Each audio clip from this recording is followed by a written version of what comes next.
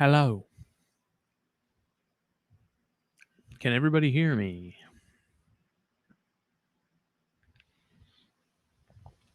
Guess what?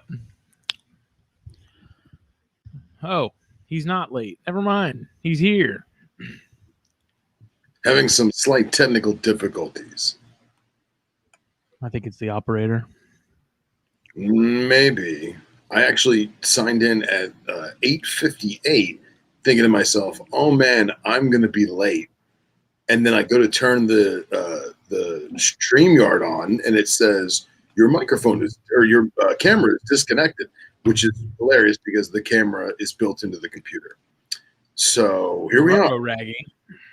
Roro.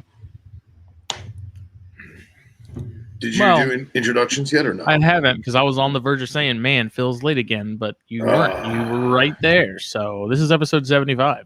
75. Part of the Herpetoculture Network. I'm Justin Smith of palmettocoastexotics. I'm Phil Wolf of the Nevers Initiative. What are you smoking upon this time? Tonight, we're going petite but powerful. Lennox. Oh. I'm doing a Perdomo 10th Maduro. Ooh, I haven't seen that one. Apparently it's new. I didn't realize that. It's like one of their latest ones. Yeah, I haven't seen that. The band is very interesting. It's a super dark Maduro.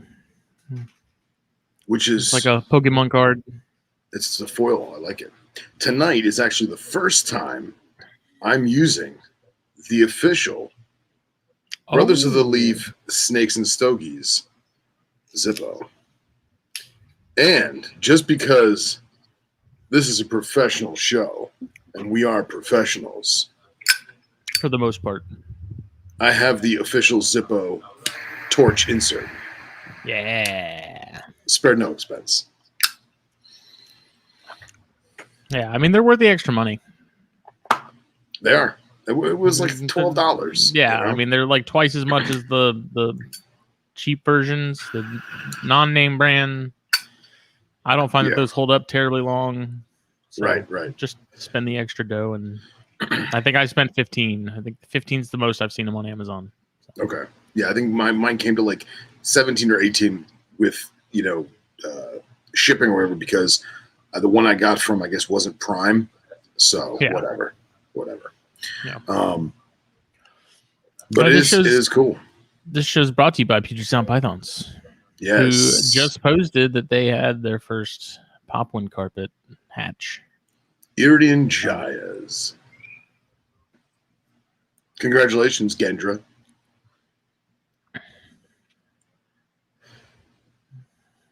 I'm prepping for neonate season here myself. Been loading up on pinkies as much as I can. That sounds fantastic. Billy Hunt has multiple clutches cracking open and cooking. So I'm eager to see. I'm glad he's having a better year than he did last year. That's for sure. Yeah, we're all thinking it, you know. And Casey has some blue tongue action. He said that he found small amounts of poo, and he's almost afraid that mom may have ate a couple babies. So more on that in the future. I'm eager to see what he wound up discovering. Some little morsels. Yeah. Which is interesting, because if the newborns, I mean, I got to talk to Manny about this one, but if the newborns were fresh enough that mom would have ate them, would they really have defecated? Right. I don't know. Like, they would have had to be in there for an extended period of time, which I know Casey, that wouldn't have been the case. So yeah, I think he was absent for 2 days. He was doing a little traveling, so who knows? We'll see what happens. But yeah, my Darwin just shed, and the face, I looked at her and I was like, "What are you doing?" And it literally looked like the swollen face, shed head. I'm about to do something horrible. And I was like, "Oh man, you're gonna shed." And then I noticed that the tail was already off and like hanging from my Specialty Enclosure Designs Cambro rack. Mm-hmm. And I was like, "Oh, so right on the money." But we were just talking about shed head, you know. Yeah, I was cleaning some tubs the other night, mostly in the Boiga, and male's going into a shed, but I put him and the female together while I cleaned out their tubs. Like, I had to do a complete deep clean because paper towels have gotten pretty nasty. I guess there's not a lot of airflow in that rack with those Cambros, so things kind of get pretty funky pretty quick. So while I was doing a deep clean and waiting for those tubs to disinfect a little bit before I, put in new pads and stuff, I put them together, and the male was definitely interested. I think if I had left him in there a while, they would have, like, longer than the 5 or 10 minutes they were together, he would have made it happen. So that's something I've been sort of playing with a little bit, because I know, like, Jeff and Kendra, they've been trying a little bit with their pair and haven't seen much action. Some other people I've talked to with Cyania, where they've tried to pair them earlier, like this time of the year instead of later in like the summer. And they got no interest. So I was like, I'll put mine together earlier than June, which is when I first paired them originally. Like, the first time I paired them was early to mid-June, I think. And so now I'm doing it to see if they will pair up earlier, which I think they will. I don't know exactly what it is that would drive them to like what the stimulation would be outside of low pressure fronts and stuff. Right. So I don't know. We'll see. But he was definitely interested. So, well, good. Good.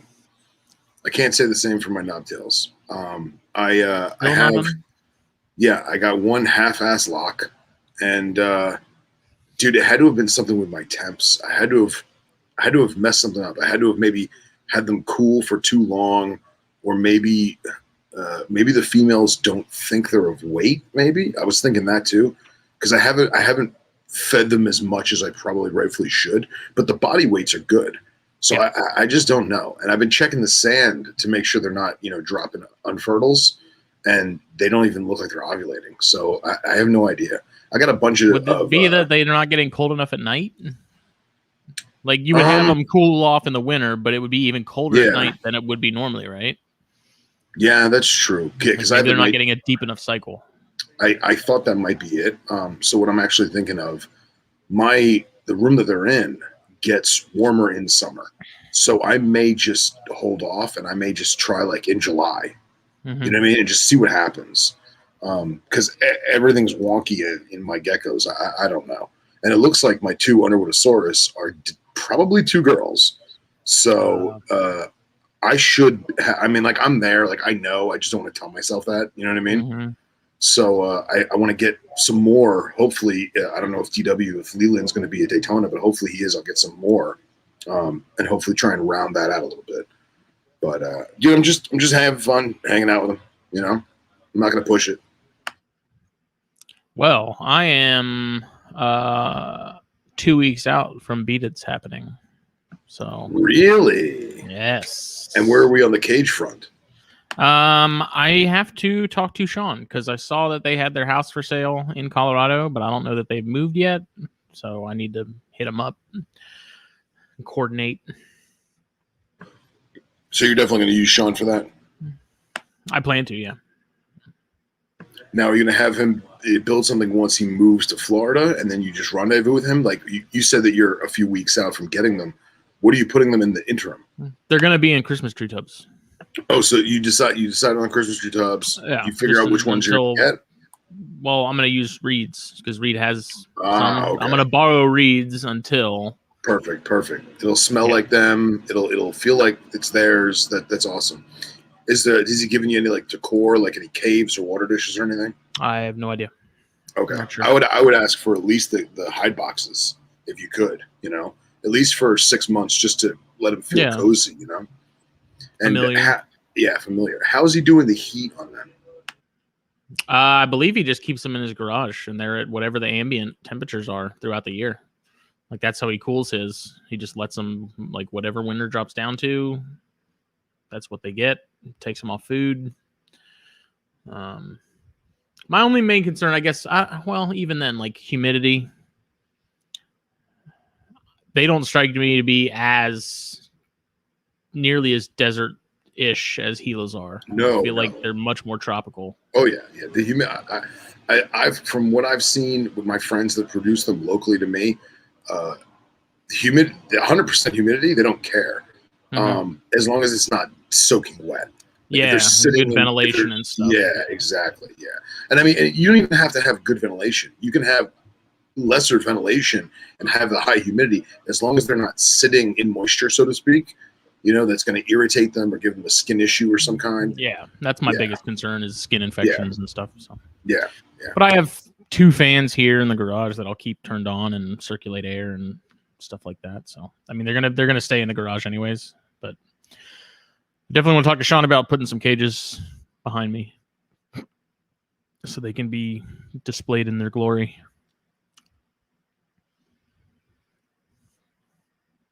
But talked to Reed the other day, so that's kind of the timeline we're working with. Cool, man. I'm excited. And they're chill, they're tame, they're play withable. He said they're like they're like cage defensive. Okay. He's like, once they're out, he's like, they're fine. They like to do the headbutt. Like they're not really trying to bite. They're just more like the don't touch me, leave me alone kind of thing. So it reminds me of that scene in There's Something About Mary when Matt Dillon gets in the convertible and the guy's got the Great Dane. He's like, oh, cute dogs. He bite? And the guy's like, a little. It's like, oh, how are these Gila monsters tame? They bite? A little. Yeah. Other than that, I'm like halfway through corn snake eggs being incubated, which is crazy to me because it's like I'm so used to the 106 days of Boiga, and so it's like, damn, it flies. I guess when you have stupid long incubation like that, it goes by a lot quicker. So that first clutch looks rough. Like just the egg calcification and stuff, they look just horrible. Floppy. They just look rough, man. So I've been giving her extra calcium with the last. I've been feeding her a little more, making sure she gets some extra calcium in her and get her back up to speed. And hopefully the clutch, the next clutch that I get from her won't be as rough. It'll be a little more. She'll have more resources to use. And how far along did you say this clutch was? So it's been they were laid a month ago. So have you candled them since you threw them in the incubator? I haven't. Okay. I don't like the candling is cool and all. Like I understand doing it when you first get the clutch to see if there's any sort of veinage, but after that, I don't like to play with them a whole lot. I really like to leave them alone. But I do want to buy one of those candlers from Amazon. Oh, really? Let me see. I'll pull one up. Yeah, pull that up. This looks really handy. I want one. Well, so forgive me for not remembering, but did you keep the mass together or did you separate the eggs? Those I separated. Okay, because I was going to say if I know that for the Cyanea eggs, you would crack that tub and check them almost every other day. Are you doing that with the corns? Because I was going to say if you're already doing that with the corns, you don't have to take it out per se. You don't have to take the eggs out. Just take the light and just touch the light to it real quick and take a look. Oh, look at those. So those first two results are kind of what I'm wanting to get. These guys right here. That is super nifty. It's pretty neat. And so it's a flashlight just with like a little cone on the end of it, more or less. Yeah. But I like it because you're not getting excess light emitting from the sides, But like you could take that and put it to an egg laying in the egg box and be able to check without having to take it out and sit it on right. You know what I mean? Right. But exactly what I was just saying. So I like it. Very cool. Yeah, and they're cheap. It's $20. Yeah. I mean, I've seen some that are 15, seen some that are cheaper. So yeah, right there, another one. Dude, Amazon strikes again. I love it. Nice little tool in the arsenal. Yeah. What is that egg incubator? What is that? This? Go up. Yeah. What does it say? Egg incubator? That has two stars. 2 stars. I'm going to go buy it. You know how that works out for you.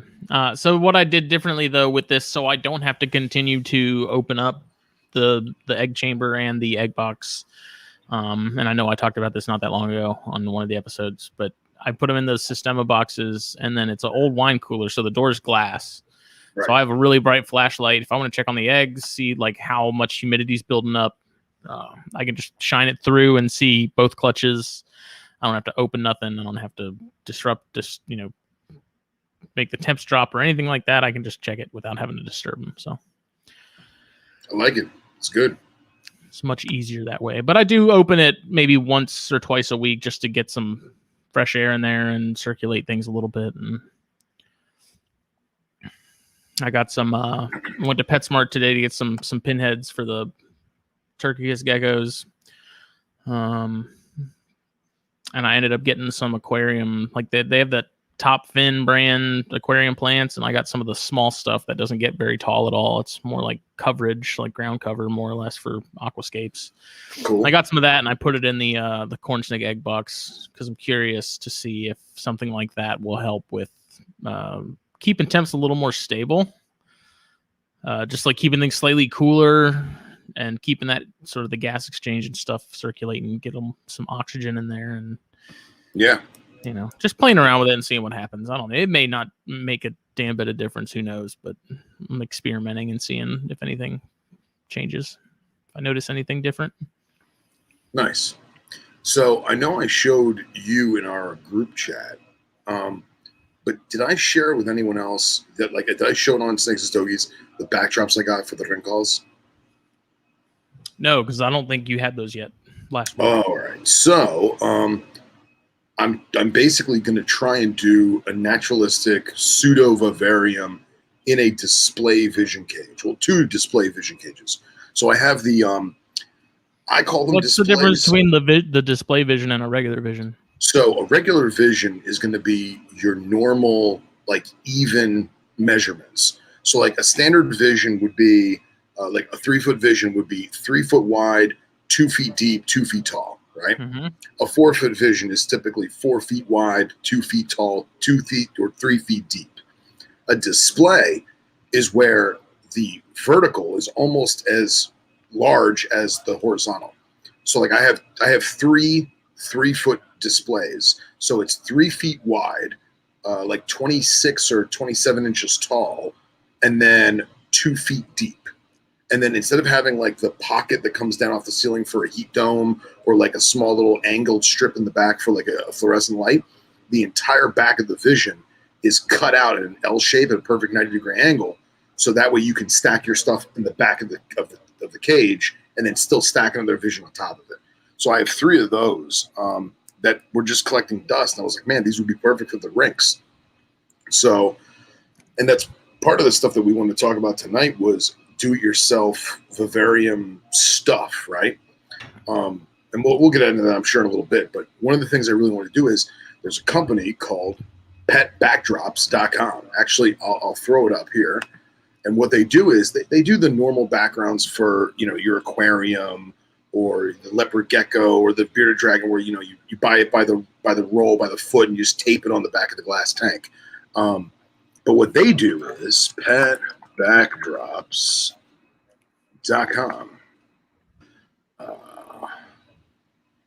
Bear with me, folks.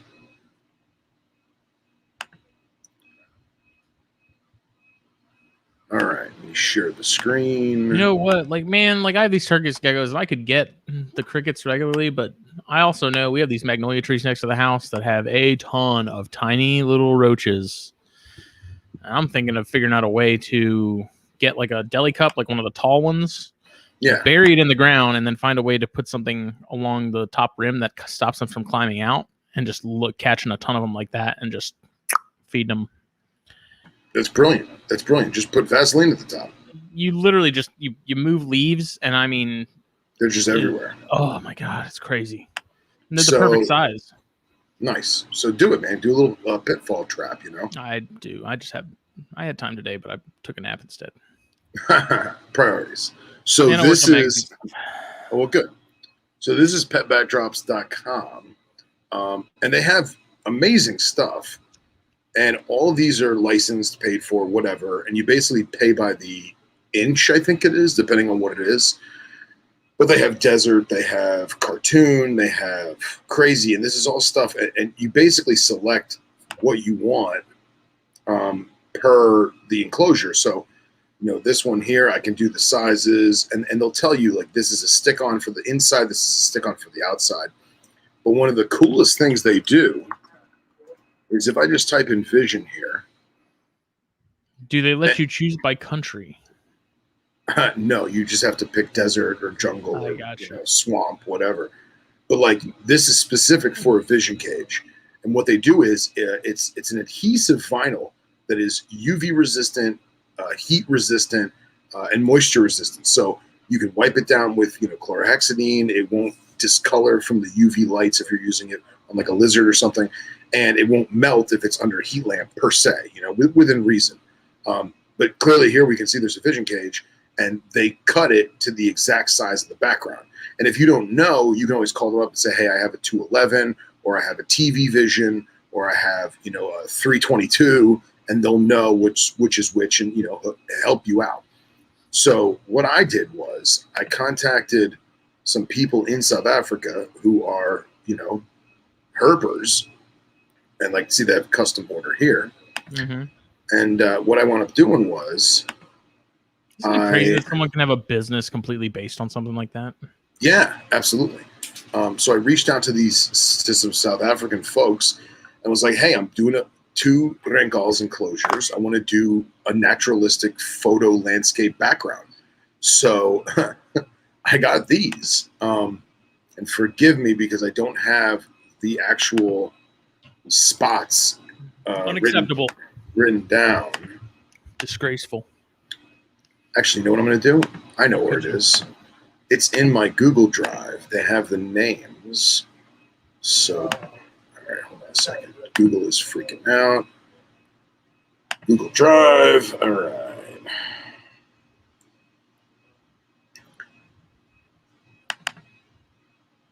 So this is Valkastrom, which is on the border of KwaZulu-Natal. So this will be for one of the enclosures. Sharing. It's like the old computer wallpaper that came on like PCs. Yeah, it's very, very similar. And what's interesting is the gentleman who gave me this, he's like, dude, have fun with it, enjoy it. The guy who gave me this, he posts on his Instagram pictures of a KwaZulu-Natal rinkals sitting on some rocks with that exact hill in the background. Oh, that is cool. So it's not like it's just some stock photo. That's literally from the same, I don't want to say, dare I say, photo shoot or herping trip of when he actually found one. So there's that one there. And then we've also got, if I can, hold on a second. So this is the roads in the Eastern Cape. Did it not share? Hold on a second. There you go. Steven had a good idea. He said just put an OLED background and stream any background you want with the appropriate ambient sounds. That would be very cool. So this is the Eastern Cape. And I love this picture because of the colors, but I feel like in a vision cage, it might be a little too dark. Yeah, that might not translate very well.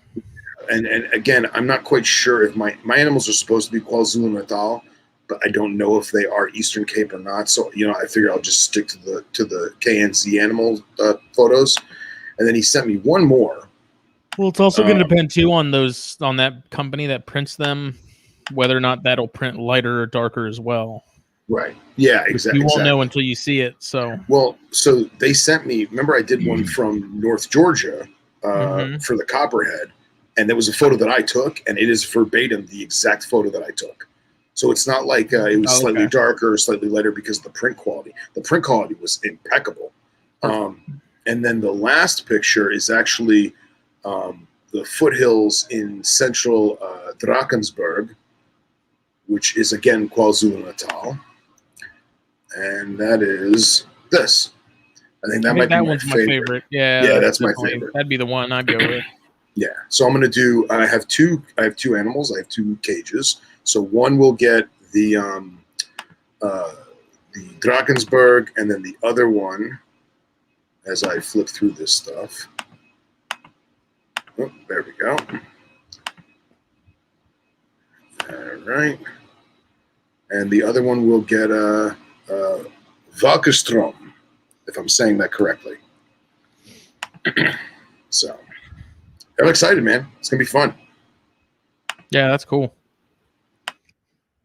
What lights are you using in those now?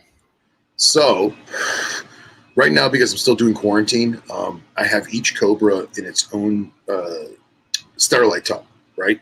But I mean, in visions, typically, what do you usually have in there? It depends on the species. So certain species. No.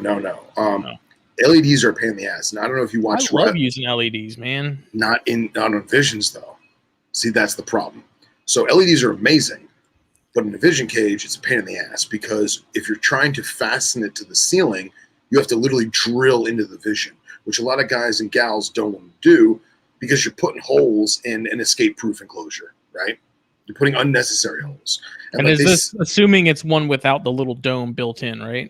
Right, correct. So if I had the little dome built in, then I could just drop an LED puck light in there and call it a day. Or a bulb. They have LED bulbs now. We use them all over the house. Exactly. But these particular ones, because they're so tall, the entire back is dropped 4 inches. But unfortunately, you can't use a conventional heat lamp dome because it's too tall.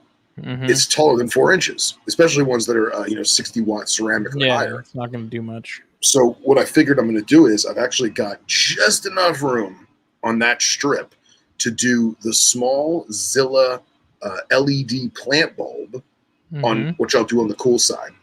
I'll have the small Zoomed fluorescent, not fluorescent. It's incandescent LED. Those little coil bulbs they have. I guess they're still fluorescent, but they screw into an incandescent fixture.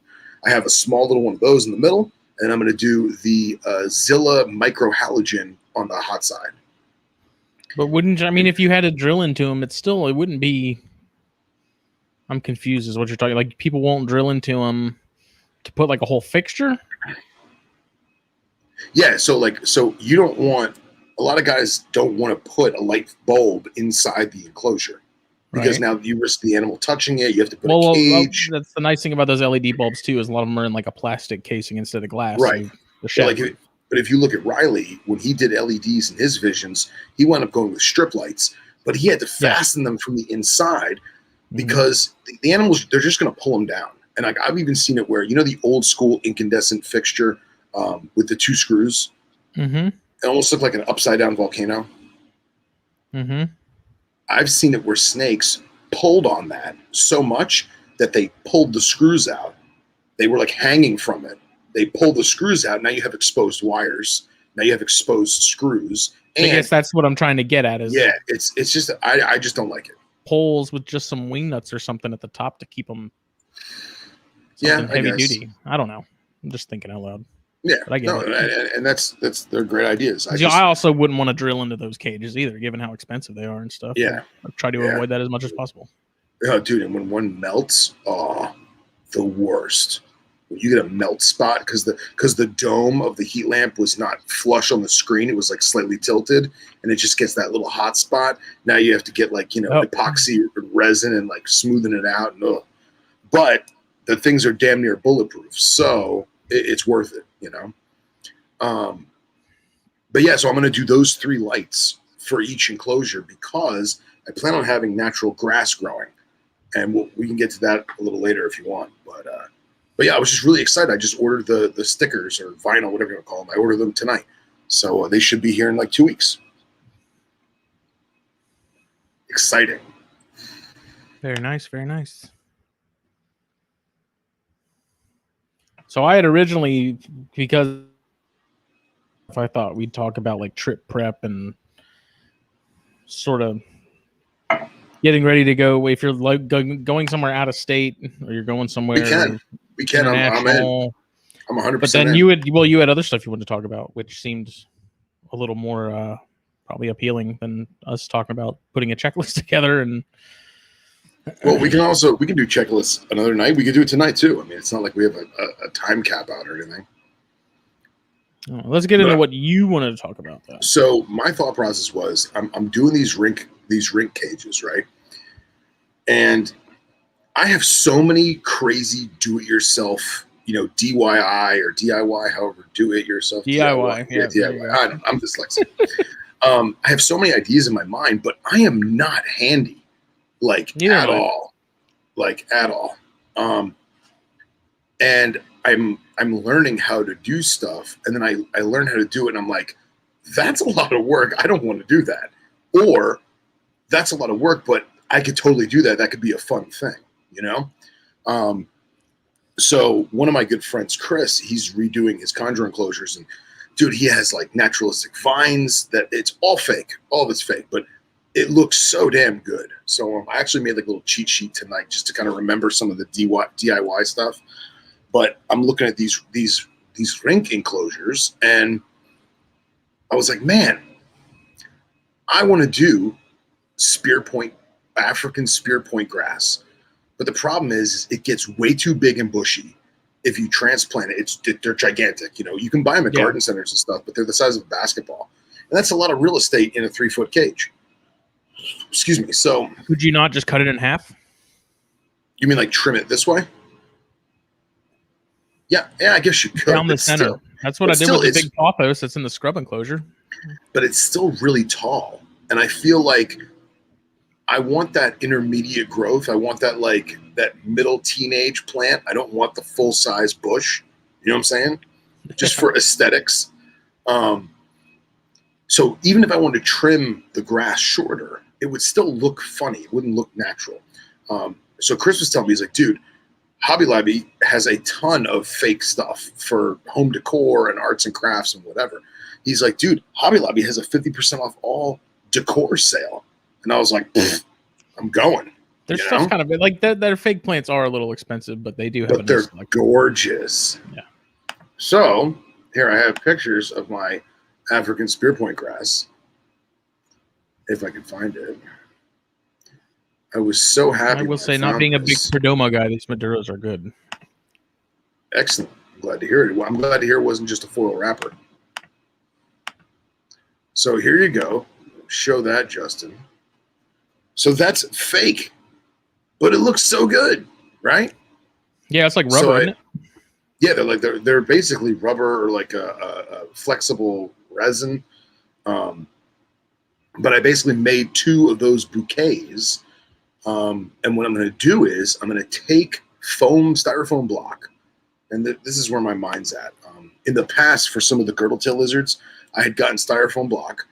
I had cut the styrofoam to the shape of the rocks that I wanted, glued those together, and then covered the whole thing in grout. Because, grout has that texture. It's the right color. It's waterproof or water resistant, I should say. A lot of it is porous.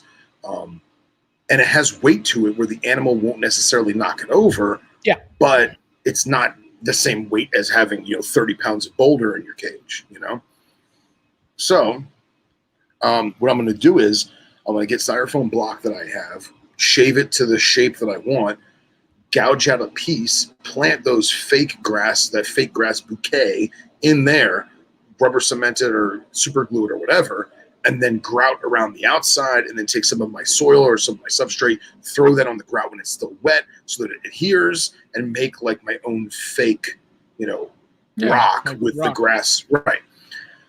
So then I got to thinking, and I was like, man, if I've got the plant bulb in there and I'm getting good ventilation, because the way I have it set up is they're actually underneath an AC vent.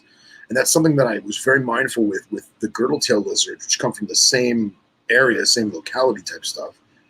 Ventilation was key, with the sun gazers, ventilation was key. Having that fresh, cool mountain breeze, cascading over the grasslands, that really made the husbandry there, right? So I put them under the AC vent. I have the heat, so they're getting a hot spot, but it's still a cool breeze, which is not the best for humidity because I'm blowing that humidity out. But at the same time, if I'm having live plants in there and I'm adding moisture by spraying and misting and making it rain or whatever, there's no reason why I couldn't grow live grass in there. So then I start going down this rabbit hole of sod and doing sod in an enclosure, because I can buy it by the sheet. I can basically pull it apart or cut it or whatever. And basically what I'm going to do is I'm going to sod the inside of the vision cage.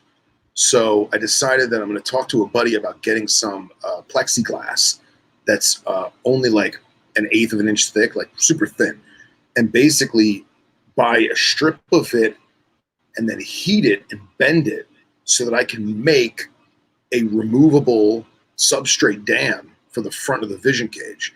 Because the front of the vision cage, the dam that's already there is only about 2.5 inches. And I would like to get at least 4 inches of dirt in there. So if I get a plexiglass front, you know what I mean? It won't be as aesthetically pleasing as not having it, but at least I'll be able to pack more dirt in there and have a drainage layer. Because I figure I'm going to do the ceramic bioballs in the bottom, do some organic soil, maybe a little ABG with some sphagnum in there, and then put the sod on top and just kind of press it all down. And I think it's going to work. And my worst case scenario, the grass dies. Who cares? You see the grass in that photo, it's all brown anyway. So if it dies, it'll still look cool. And if it gets gross, I can always just gut it and put more sod. How much ABG are you thinking you're going to need? Not a lot. I don't know. Maybe like a cricket bag's worth, maybe, just to give the organic soil something else. Well, I asked because it's stupid expensive, and I found out that you can pretty much get all the same ingredients and make your own for way cheaper, and you make damn near a lifetime's worth. But if you don't need that much, then maybe it's not worth it. But I got to a point with frogs where I just made my own. Yeah, and that's what Henry's doing with the King Cobras, because Henry's having a 10-foot enclosure built as we speak. He's having it designed and built, and he's going to need about 80 to 120 pounds of ABG. That's a lot. I'll have to send him my recipe. Yeah, so he's been making his own. So he has his own recipe. I'm sure he would love to hear yours, Justin. But he's actually looking for wholesale, like, landscaping companies that can essentially, I mean, because that's a lot of 50, it's at least 4 or 5 50-pound bags. You know what I mean? It's a lot. So yes, it's not as lot, and yes, it's not as much as like a landscaping company where they, bring a backhoe and dump a 5-foot tall mound of dirt in someone's yard. It's not the same as that. But from a hobbyist standpoint, that's a lot of dirt. So I'm doing it on a very small scale. So if I had to spend the money on some ABG, it wouldn't be that big a deal. Trevor King asked, is there a sustainable market for chicks as a food source for reptiles? Asking because I built a large capacity chicken incubator and I have relatively large breeding stock. So thinking about hatching en masse for local herpers. There 100% is. I think the only stipulations or things that will be sort of the logistical part of it is making sure that they're getting a nice rounded out diet. So you have healthy feeders, and then a way to euthanize them humanely and as quickly as possible, ideally. And then freezing and vacuum sealing. I mean, that's what I do with my mice. I gas mine with CO2.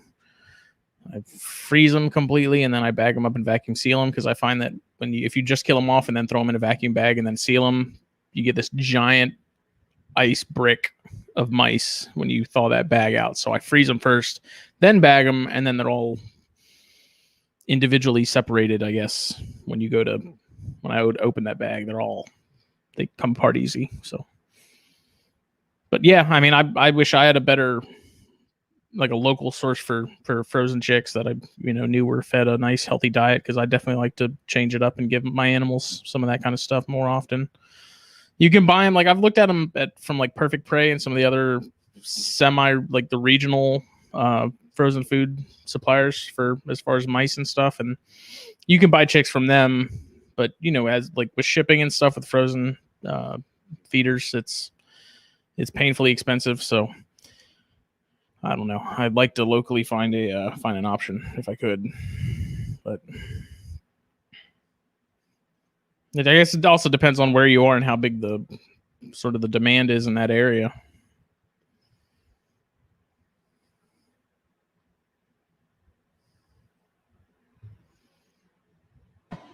Oh, there you go. He said he's in my neck of the woods, kind of. Said not really considering shipping just for local guys around Monk's Corner, Goose Creek, and Charleston. So that's right down the coast from me, or up the coast from me. Depends I said, it's just dieting. Making sure they're just really well fed, like high quality feeders. I know is what a lot of people are now kind of. I'm noticing sort of a trend, at least within our little circle. Like the quality of the feeders is starting to matter a little more. People want stuff that doesn't look rough. When they thaw it out, they want stuff that isn't covered in crap. They don't want stuff that's, they just. I take my feeders aesthetically pleasing. Yeah. Yeah, shipping with dry ice and stuff is a whole like set of red tape and stuff that I don't have any desire to deal with. Which bums me out, because I literally breed for all of like you and Phil, like you, Billy, Brotz, Cox, all those guys. Like if I could figure out a way to ship to everyone, I'd totally breed just for us. But unfortunately, I'm not dealing with that. I love you, but I don't love you that much. Well, it would be easy for me and Cox, but Billy and Jake, there'd be a lot of rodents, pal. I told Jake that if he ever needed any, let me know, and I don't hear from him. So I saw him at the gas station the other morning. Thought that was pretty funny. I rolled up and he was standing there on the curb smoking a cigarette. Was he pumping gas? I was like, "Look who it is!" No, he was just leaving. He had to get something, or I don't know. But was he leaning on a shovel? No, he was in his work truck though. Oh, okay. Good enough.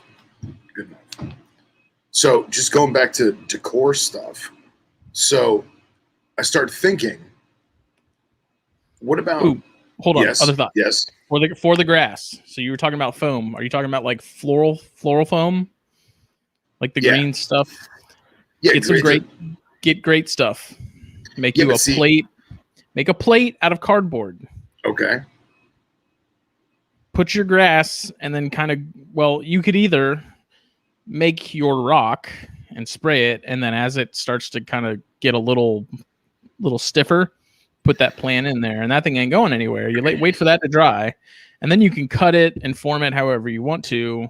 And then what I did with dart frog cages is once I did that, took like aquarium silicone. You can get silicone cheap at Lowe's. Right. Painted it, and then took the eco earth or dirt and covered it like you were talking about with the and it looks really natural. And then you don't have to worry about that plant coming out, because once that stuff's set, it ain't going anywhere. Like that great stuff foam is no joke, man. That stuff is forever. And see, I heard not to use the great stuff because it makes a mess, and you have to get a specific type of great stuff because they have different grades, I guess. And it was some of them were toxic. If I used them with frogs and never had an issue, you got a point. It's the red can. I got a red can sitting right over there. You get it at Lowe's. It's like $5 a can, and one can goes a long way. Interesting. It's nice because, like I said, you just take a knife and you literally just cut it almost like bread to however you want to make it look. All right. And then I guess if you wanted to add more, you could add more and then trim it again. Okay. So you're saying instead of using the styrofoam block, take a piece of cardboard, spray a clump of great stuff, let it get hardened, but not hard. Then it takes a while to set, but right. Yeah. Then it's still malleable. Put the plants in, the fake plants. Then spray more and shave and do whatever, and then add my grout. Spray more if you needed to. If you needed to, okay. But it's like I said, it's nice because you could take a rubber band and bundle it all up so it doesn't all get in the way. Yeah. And then just like I said, set it in, and I think that might be easier. The only thing is, like I said, you'd have to cut off the bottom so the cardboard isn't with it. And then if you could, maybe you could even add some rocks or something in the bottom of it just to give it some weight. Yeah, yeah. And that would keep it from being tipped over and stuff. That's actually a brilliant idea.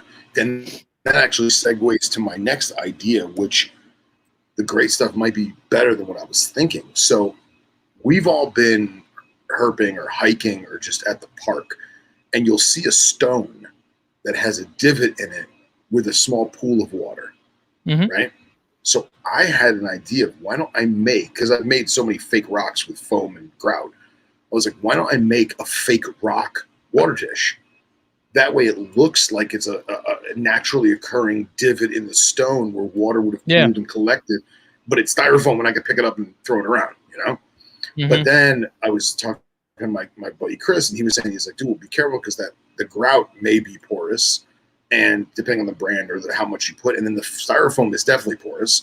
So about the water seeping in and building mold or algae or whatever. So then I was thinking about doing what Cody and Pia do, where they have the water dish with a deli cup inside it. So I wonder. Right, and they just made the holder look more natural. Right. So now I'm thinking, why don't I do great stuff and then press in that, you know, that traditional small deli cup that we all know and love, press that in there, take it out, let it dry, right? And then have it so that you can make it removable. And I could just put the deli cup in there. But here's the question. Yeah, that's really smart. Would the great stuff stick to the deli cup when I stick it in there? Probably. It's pretty sticky. Okay. And the thing is, and I learned, like, kind of what you want to do is to do your initial run of however much you want to do, and then wait a little while, because it expands so much that you can put a little bit on there and think that it's not gonna expand a whole lot. Because I had like pieces of wood that almost disappeared because I'd sprayed so much in there that after it expanded, it had almost covered up that wood entirely. So it is gonna. I mean, you may want to. I didn't have to use a whole lot. I think I used maybe half a can on one of the Exoterras, like the smaller ones. So it doesn't take a whole lot. A little bit goes a long way, but maybe get some, like a little tester plant or something and try it out first and see sort of what you need to be, how much you want to add and how much, you know, what looks like what after curing for 24 hours or whatever. Right. Just kind of play with a little bit, but So yeah, oil, spray oil. That's not a bad idea. I was just gonna say, Scott Iper to the rescue. I wonder if I did this the great stuff, right? And then, dug out a little divot, whatever, with my finger, hit it with some Pam, and then took the deli cup and pressed that in there. And then the spray oil would make a barrier so it wouldn't stick to the deli cup per se. Yeah. Well, we're just going to have to experiment. So when are you planning on doing it? Well, realistically, I got another 2 months. I want to do another 2 months of quarantine. So I'd like to have the enclosures, excuse me, I'd like to have the enclosures set up and ready to go by maybe beginning of July.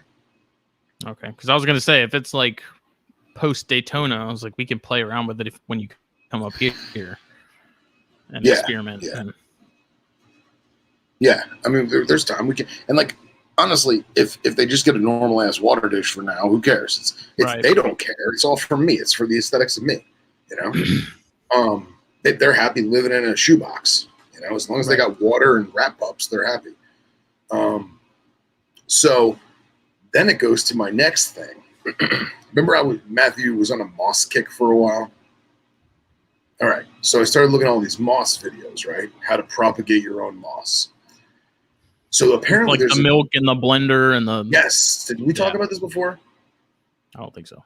Okay. So there's what's called the buttermilk technique. So apparently you take your moss, whatever moss you want, and you very short and finely pluck it apart, right? And you basically make moss powder. And you get a little dish and you pour some normal buttermilk in there, and you sprinkle the moss powder that you've ripped apart with your fingers into the buttermilk, and you mix it around. Stir it up real good so all the particulates have blended with the buttermilk. And then you take a paintbrush and you paint that solution on whatever porous surface you want. So like what these like home and garden people do is they'll get like a big piece of slate, and they'll put like, they'll put like John's house in this moss buttermilk, and then the moss grows in the letters, right? So I thought, why not do that with like a terracotta pot and make my own hide cave that has stuff grown on it? That's mossy. And then that's mossy. But then I was like, but moss is awesome, but it ain't exactly the steppe lands of the Serengeti, It doesn't look like, I'm sure there is moss in the Transvaal, but it's not the look I'm going for this enclosure. But what if I did chia pet? Right? Chia, right? So I was thinking the chia pet, the chia heads that they sell, that's just unglazed terracotta, Right. So why don't I get some flower pot bases that are a little taller, take a drill bit for a ceramic drill bit, drill a hole in the top, right? A perfect hole, and then paint the thing in chia pet seed and let that grow. And now there's a hole in the top for the snake to go in, a hole in the ground. It doesn't have that traditional hide cave look where there's a hole in the side. It's more unique, and I could kind of wedge it in the dirt more, or wedge it in the grass, whatever it is. And then the snake would naturally be like, oh, look, a hole in the ground. I'll go in there. If I ever had to remove that because of, cleaning or maintenance, whatever, I just take a snake hook, stick a snake hook in the hole in the top, lift the thing up, the snake comes out, put the thing back down. I say screw the terracotta pot, just do the Golden Girls chia pet in the corner. Just Bob Ross's head in the background with the hair. The only issue I see with that is the chia pets, I'm pretty sure, are grooved in the top to be able to hold those seeds. I don't know how well they'll stay on like a smooth surface, so to speak, if that makes sense. Well, I'll be honest, I've never done a chia pet, but from looking at the pictures and stuff, it's almost like the soil is like, I know. It almost looks like the soil is like tacky. I mean, someone who's done one in the group, please feel free to chime in and comment. But basically, because those chia, the head bust is round. And yeah, there is some kind of groove there, but you're still applying soil to the outside of it. You know what I mean? Yeah, I'm looking on YouTube right now at a 30-second video. Yeah. I'm curious because I've never done one either, at least not since I was but a boy. I don't think I've ever actually done one. I mean, maybe they're just taking some soil, like just straight up potting soil, and just mixing it up and painting it with that. Yeah, maybe. But I'm looking at one that's like a little pig, and it's got grooves in it. Okay. Looks like they're painting it with like jelly.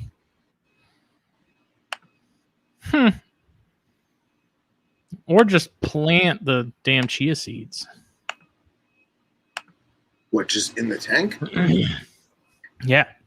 Yeah, but I want it on the cave. I want to make a hide that is accessible with plant growing out of it, you know? That's why I thought maybe like a flower pot basin of some kind. Well, I wonder too if there's some way you could score the terracotta to basically have those little ridges. Yeah. Yeah, I'm wondering if you know, like the small picks and like dental picks and tools that they use for guys and gals that do pottery at home. Yep. I wonder if I could take that scraper tool and just Probably. scrape and score it and just scratch it up, you know, and give it something to do.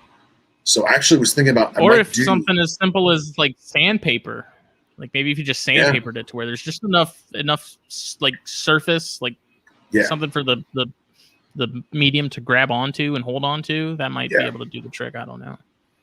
Yeah. Henry said, make a hide with great stuff, score that, and put chia seeds in it. Yeah, I guess that could work too.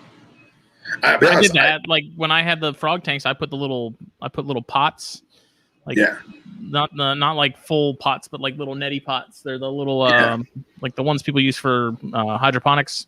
Right. I have the little slits in them all around, and I just put those in there with the great stuff, and then planted plants straight in there, and they grew fine. Because my thought when I did that was like, you know, isn't the chemicals or off gassing from the great stuff gonna kill the plant? But plants grew fine. Plants did great actually in it. Okay. The other thing too is my buddy Chris was showing me they have these bulbs with a stem that comes out the top. Almost looks like an upside down turkey baster, right? And the bulb is some kind of organic material that you plant the bulb in your pot, and then you pour water down that stem, and it slowly leaches out into the topsoil. Yeah, the aqua bulbs. Aqua. I don't know anything about this, man, so forgive me. As seen on TV, sold them at Walgreens like hotcakes. Really? Elderly women were all about them. So I thought about even putting a couple of those in the enclosure just for that way I don't have to pour water on top of the sod, you know. But then I was also thinking, if I'm misting it regularly. Well, if you have a false bottom, it's just going to drain out into the false bottom. You mean the bulb? Yeah.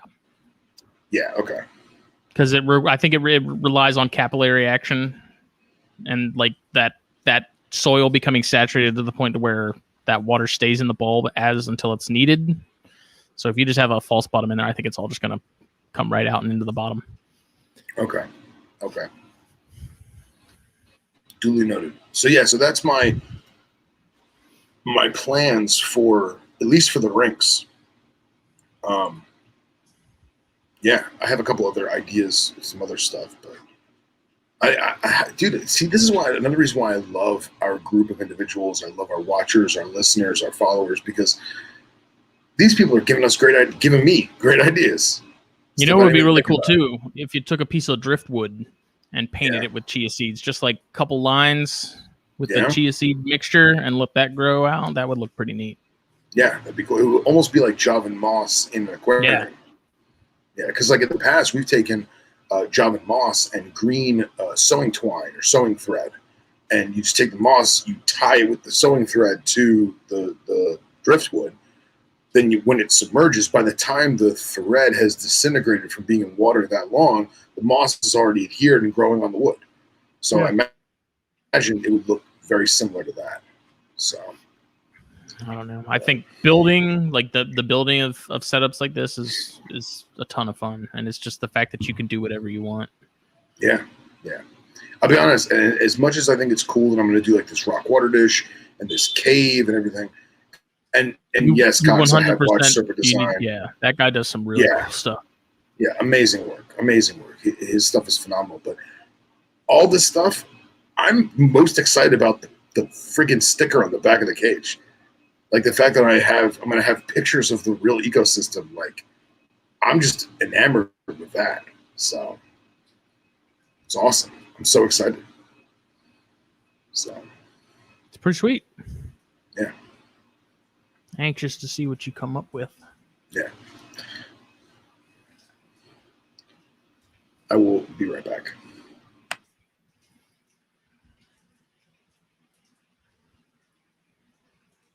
Make trees out of PVC pipes. I've heard of the Zoopoxy stuff. I've heard a couple of people talk about it, and they really like it. But I have yet to use it myself. I don't have a need to use it anymore. I don't keep that stuff. But I will say, so the Bee City Zoo and the Edisto Island Serpentarium have some really cool corn snake setups that look like an old barn, like with sand and pine needles as the substrate, and then like old just reclaimed wood and old like rusty looking tool parts and hooks and stuff like you would see in an old abandoned barn. And they have a setup that it looks so cool. I want to do one of those so bad. I just don't know. Like I want to do something sort of taller rather than wider. But I think that would be a really cool setup. And then it'd be cool to do sort of a desert setup for the some of the Bairds, like a rocky outcrop, sort of like rock cut style sort of deal. Because I feel like 100% Bairds would use those. Like they'd be out and about. PVC for the structure of a tree, then coat with epoxy rigid like wooden paint to match. Yeah, that's cool. I'm trying to think. So maybe it's either Keith McPeak or James Oakdale. They do something for the Bowellins pythons or Bolins, for those of you who say it that way. They do something similar where I don't know what they made it out of, but it looks very realistic, but they have access to it. So I don't know exactly how he's doing it. But what's up, Kevin?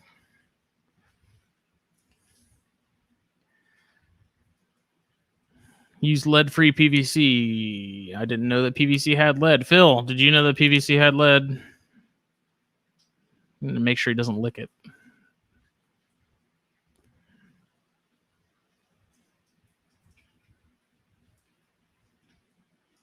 Hello?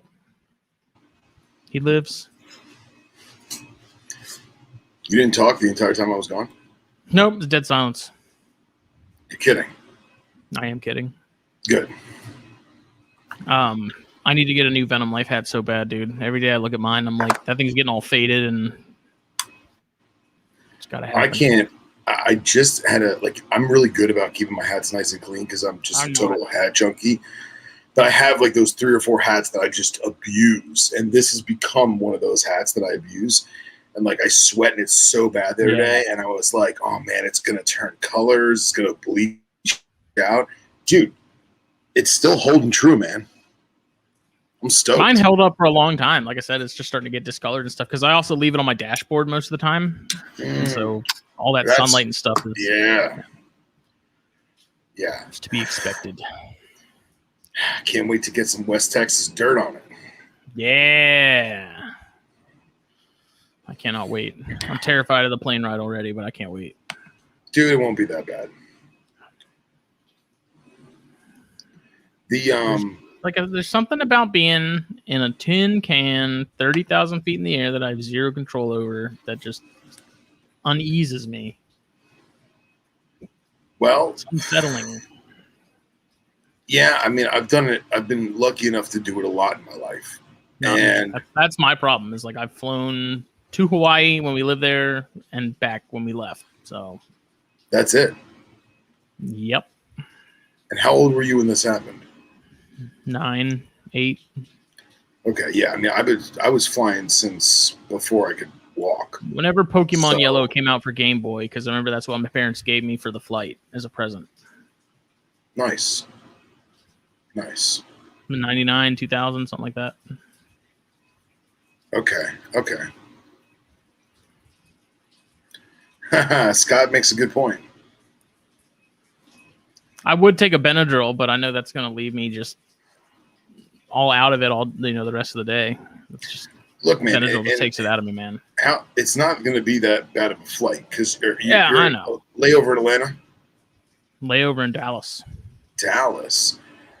Wow, that's stupid. So you're going Charleston to Savannah. Oh, so you're going Savannah to Dallas to San Antonio? That's stupid.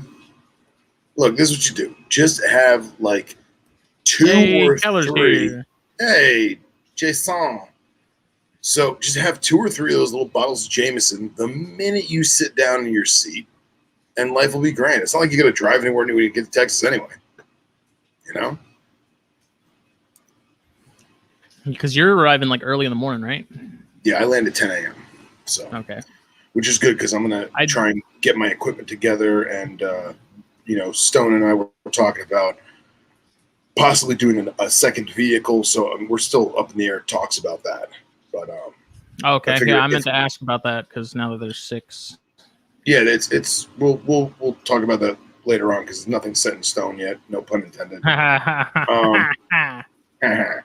But we're gonna get those Rob Stone shirts made before we go. Oh, 110%. I'm visiting Billy the week before we go away, so I'll make sure that we get those shirts made. 110%. I mean, it's got to take up like the entire shirt. Yeah, hands down. Yes, Cox, I am. So, yeah, any of those logistical things I have to take care of, I'm going to try and bang that out before anyone else gets there, essentially. So, I mean, what time do you land? I'm supposed to get in, I think, around 1-ish, 1:15. Yeah, it looks like everyone's around 1 o'clock. I tried to do it around the same time as everyone else. So that way everyone wasn't waiting around for me to land at like 6 p.m. Because that was why I was also trying to figure out leaving. Like I didn't want to schedule a flight super early so that everyone had to get up and take me to the airport and then sit around for 5 hours until their flight left. So yeah, I asked my dad to take me to Fort Lauderdale Airport that morning, and he's like, yeah, sure. And he's like, wait a minute, you're taking an early flight? And I was like, yeah. He's like, you never take an early flight. I see you at 4 a.m., Pops. And he's like, what time do you need to be at the airport? And I said, well, realistically, between 4:30 and 5. And he says, yeah, Uber. So, yeah. But it'll be good, man. I actually just I was looking at getting some new travel clothes, some new herping clothes. So one of the companies that I sell in my store is called Vertex. It's actually VertX, and they're world renowned for their paramilitary equipment and backpacks is their real MO. Their backpacks and their travel bags are just phenomenal. Secret compartments, Molly webbing gear, the entire friggin' internal is all Velcro. And then they sell all these different attachments that you just slap in spots. And then depending on where you're going or what you're doing, there's also specific compartments for body armor. So that if you had to use it in a particular set of scenarios, you could have either soft armor or hard armor, rapidly installed in the backpack or in the attaché bag or whatever. So I actually have 2 bags from them that I'll be bringing. One of them is their Gamut Overland, which is the largest backpack that they make. I've been traveling with it for about 2 years now. Nothing crazy, just road trip type stuff, some local herp trip stuff, and it's more space than I could ever expect. I have one of those bug out bags, and I could fit in that damn thing. Oh, you have like a burlap sack with a flap on top? Yeah. Dude, that thing is huge. So I don't think it'll fit any of my hooks though. Yeah, and I have other things for that stuff, but for my actual travel, my personal effects, I have that Overland bag from Vertex, and Bill knows what's up, and their stuff is breathtaking. Even if you're not in the tactical realm of things, they're phenomenal bags. The stitching, the seams, the zippers, the ties, Everything is convertible, movable, fastenable. So like there's a flap on the front that if you had to put a helmet in there, whether you're doing, mountain climbing or you're doing some zip lining stuff or bicycling or mountain biking, it has a helmet section that you could tie off the helmet. There's molly webbing on the outside. So like I have flip-flops with molly tabs on them. So I just hook the flip-flops on the outside of the bag. And it's expandable too. So I can have a compartment for my dirty or soiled clothes. And then I have a compartment for, clean stuff or a separate compartment for wet stuff. You can expand the straps themselves that are microporous fabric that are not only breathable, but they're anti-mildew, anti-mold. So I can actually wash it with hand soap or whatever in the sink or in a bathtub, let it air dry, and all the shit comes out of it. You just wipe away the dirt. Some of them have cummerbunds. I opt for no cummerbund because I'm a fat bastard and I don't want to have that thing bulkier on my midriff. But dude, Vertex is amazing. So I have another bag that I will roll up and put inside that bag. It's called the Last Call bag. And it's basically a single cavity dump bag. Portable coffin, portable body bag. Right, yeah. So it's small, it's light. It feels like canvas, but it's not. It's still a nylon and polyester material, but it's a single cavity. Again, completely Velcro lined. And all their bags actually have a Velcro in retainer for a laptop or a large iPad or notebook or something like that.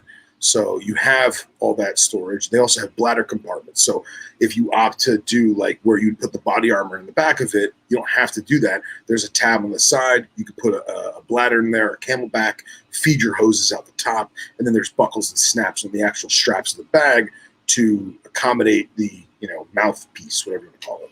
I'm going to take a camel pack and I'm going to fill it up with Bang. Do it. Amino acids, baby. Rock and roll. So aside from their backpacks, Vertex makes some amazing clothing as well. A lot of quick dry stuff, a lot of new materials.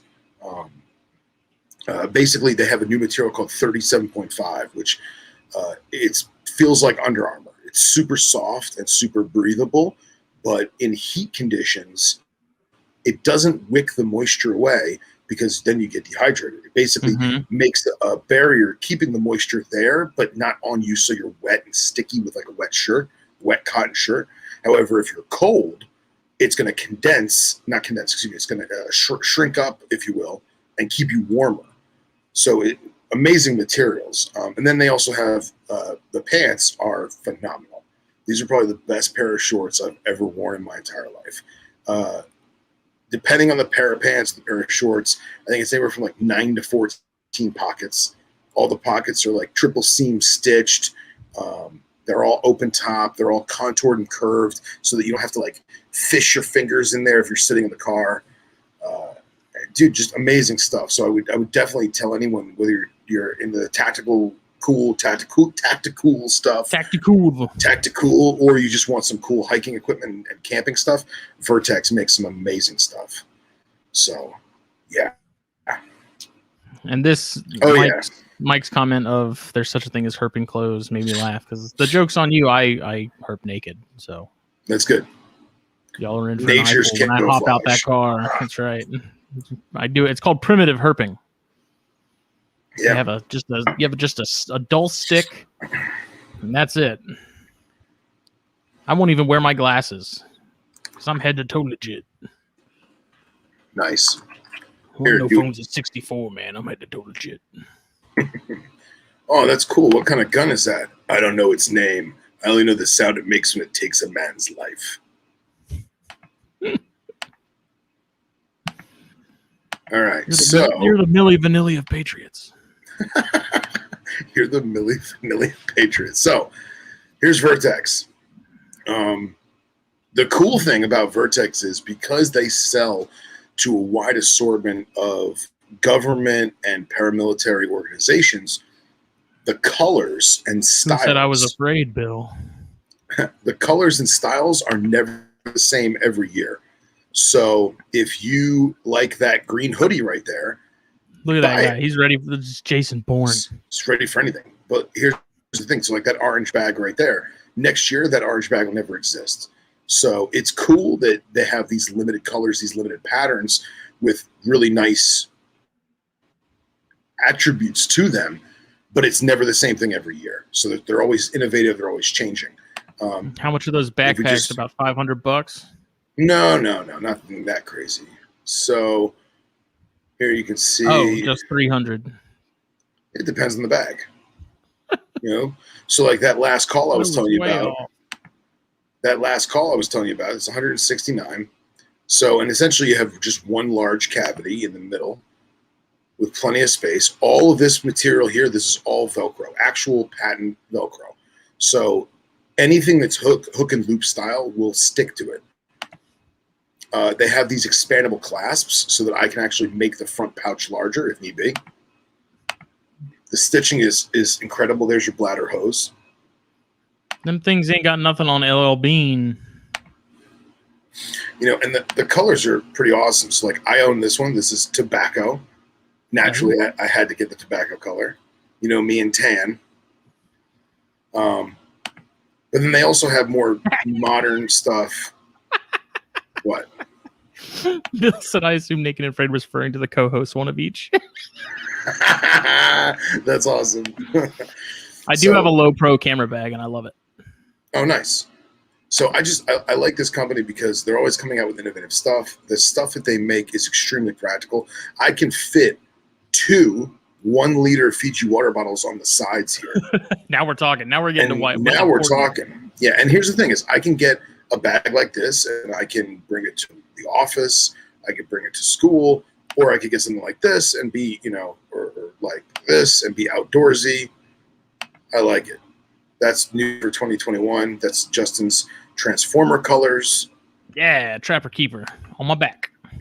And then the other bag that I have is the Overland. That one is legitimately shaped like a coffin. Yeah. On the left. So here's the Overland. And you'll notice that I still have that front compartment here. I have side compartments, but unlike most other backpacks, see like the zippers here, right?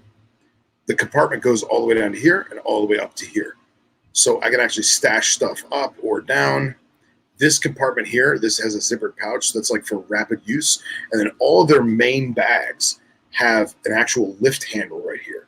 So this lift handle is reinforced like fake leather with like a double or triple stitching to it to support the full weight. That's actually my bag, the green one. The full weight of the bag. So they're perfect for fitting a human baby in there short notice.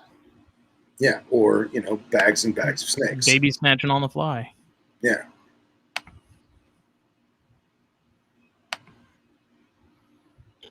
This is what I was talking about earlier with the sneakers or the shoes, water bottle.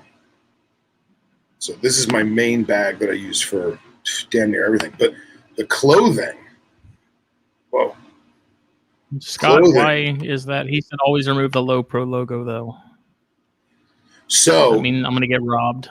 No. So they used to have those Low Pro logos. Now the pants and the shirts I just got have no logos on them at all. So if someone is hip to the whole, what you're wearing, what you're doing, that logo's gone. But these pants, man, these pants are where it's at. Where's this? Do they have business casual? They do. So like this is the grip pant, right? Why is my computer freaking out? So 1, 2, 3, 4, 5, 6 pockets on each leg. And they're all thin and they're all, seems a bit convenient. excessive. Yeah, but it's really not because you have a purpose for each pocket. It just makes things easy. And also they all have, I hate those pants, hold on. That's not the ones I thought. The technical patent. So,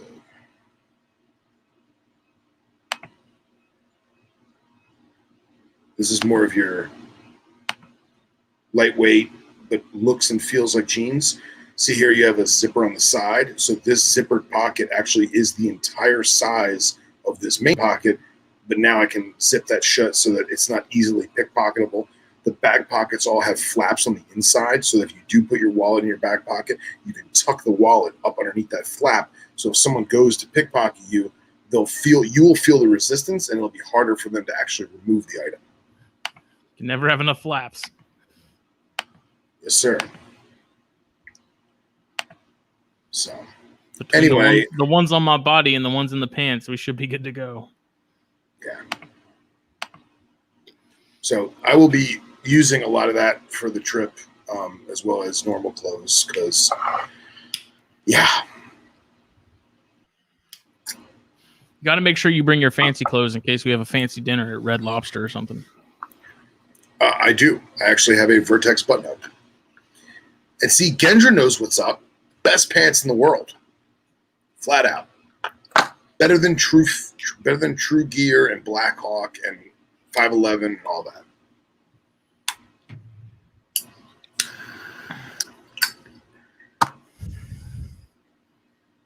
What about just... I plan on probably wearing shorts, honestly. Like really high ones, like Daisy Dukes. Look, man, I'm all about the shorts. Gotta have versatility. Real men wear shorts. However, you're not going to feel too good when you're walking through sagebrush and your legs are all scraped up and slashed up. And well, it's a matter of bleed calves. Or sweat until I die. I'll take bleed. Okay. Do they have those damn cholo cacti out there? I believe so. Yes, they do. Ah, shit. Maybe I will be wearing pants. Those things are terrifying. That thing is my nightmare, dude. I told you about my professor friend and the whole chola. Yeah. So. Bill said less fashion budget, more training budget. Thanks, Bill. It's gonna be that guy on the range that has like the freaking decked out AR that's worth like more than his house, and he doesn't know how to use it because he spent no money on training and all the money on the weapon. Yeah, great. Now everyone's gonna yell at me because I bought nice pants. Cup of concrete, Scott. Jesus. I don't get it. And hey, Gendra, you own the pants. So I don't want to hear anything from you. All right? Just because you sponsor the show doesn't mean you can break my balls about pants. The breaking of the balls is my job. And yes, Thomas, the thought had crossed my mind, but Rhodesian battle shorts. but not for this trip. So what's up, Joe? So what are some of the gear stuff you want to talk about? I don't know. Like I'm already getting a little list together to make sure I don't forget anything. Right.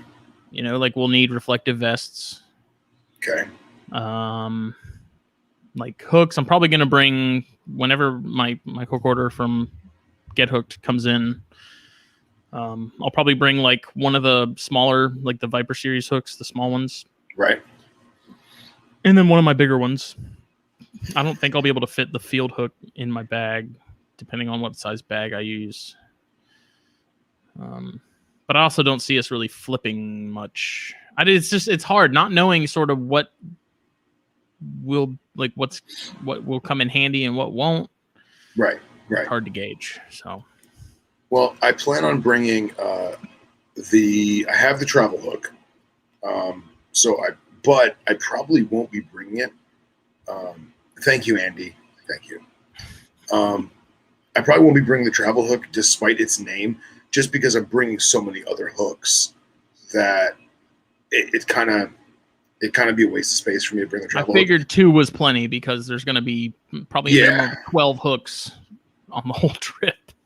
I was bringing that just for me. No, but if I was only bringing 1 or 2 hooks, then yes, I would definitely bring the travel hook. I'll probably bring the Phil Wolf hook, if you will. I'll definitely bring that because that's my go-to.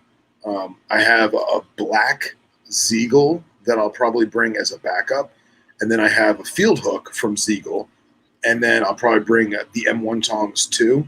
I don't foresee needing to bring a neonate hook because I'm pretty good with using a normal hook for really small stuff. but I may I just bring figured it the might come in handy, and it's not going to take up any extra space. You know? yeah. Why not? And Find any small leps or something. well, I'm also bringing rubber tipped hemostats, as well as I'm debating on bringing a probe set. I think it's kind of overkill. But I didn't know what kind of notes or measurements or whatever the guys wanted to take. And I imagine if they did, they'd bring their own equipment like that. But I will be bringing rubber tipped hemostats for some of the smaller stuff. And then I'll probably bring the Midwest Pro Bagger, even though I probably will never, ever friggin' use it. I figure it's not that big, and I might as well just throw it in there.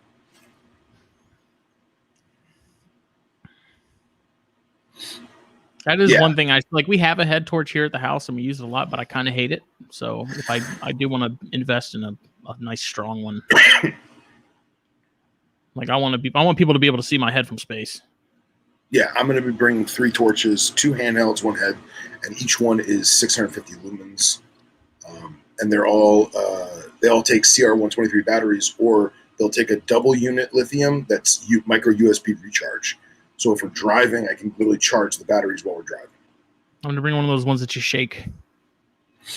A little crank. Yeah, like with a radio inside it, for hurricanes.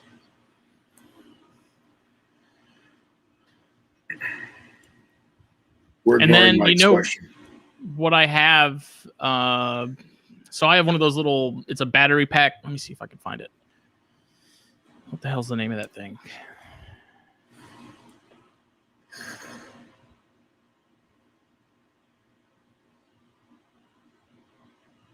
I don't know if I can actually bring this on the plane or not. So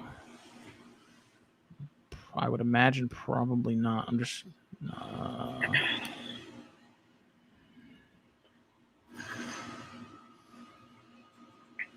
What is it called? Noco. That's right. This little thing's awesome, man. This thing has saved my ass a lot of times. Whoops, wrong button. Damn it. And yes, Scott, less is best. I most of the time when I go herping, I bring literally a bottle of water and a hook, and that's it. But I would rather, since I am, bringing X amount of gear, I figured I might as well bring more just in case something happens. Somebody's luggage, God forbid, gets lost, or I lose a hook or something. I'd rather just leave it in the vehicle. So I have one of these guys, and I've had to jump my car with it in strangers' cars multiple times, and it works really well. Holds a charge forever. It has lights on the end of it. Okay. I don't know. That's something that I found I'd rather have and not need than need and not have, and it stays in my car pretty much all the time. It's been a big help during hurricane season, like to charge my phone and stuff. Holds a charge forever. You can get a handful of jumps out of it, out of a full charge. Now, how big is that thing?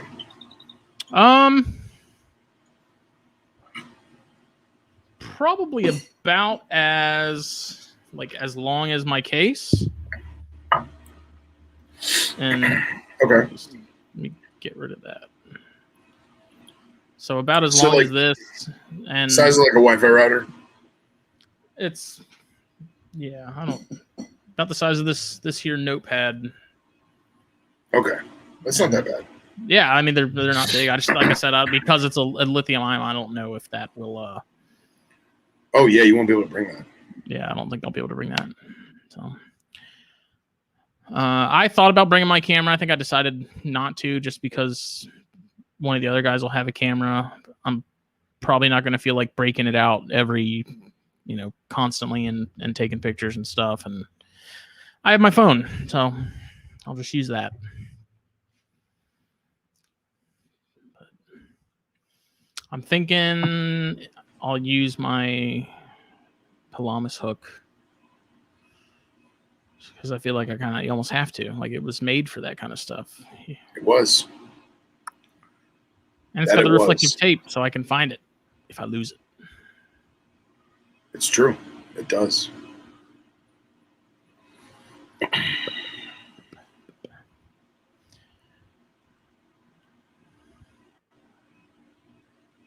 There you go. Scott says he just uses a stick. Well, Scott's amazing. We're not amazing. That's the difference. Plus, I like my gadgets. Let me play with my hook.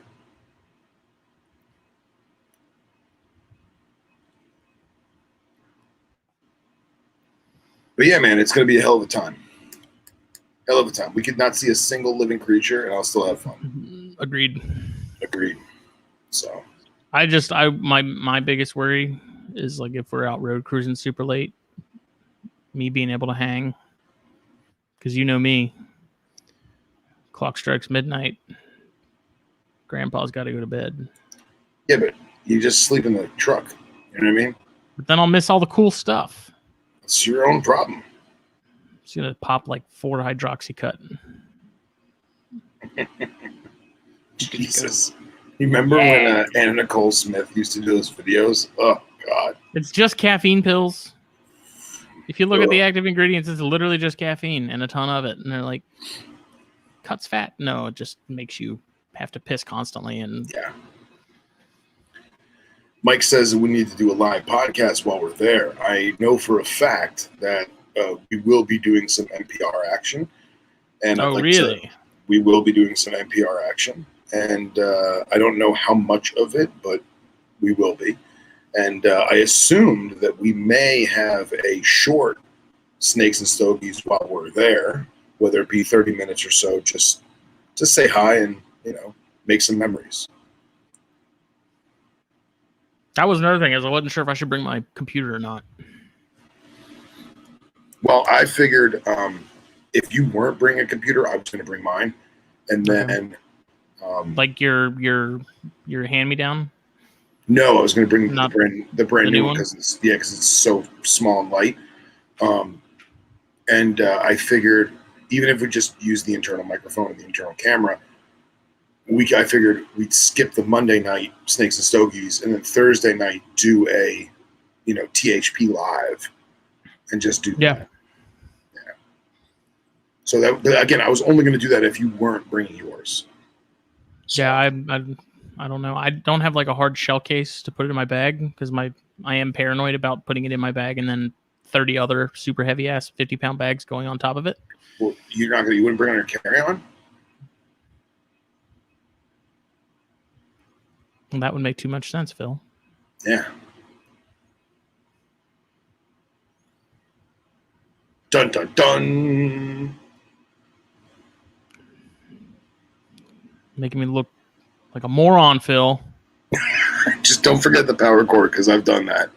And then you're finding a friggin' Walmart in Tucson at 3 a.m. going, I can't download these pictures. I don't have to worry about that because I got the Google Drive. I can just put all the pictures in there. How are you going to get them off the camera? Upload them straight from my phone into the Google Drive. There's an app.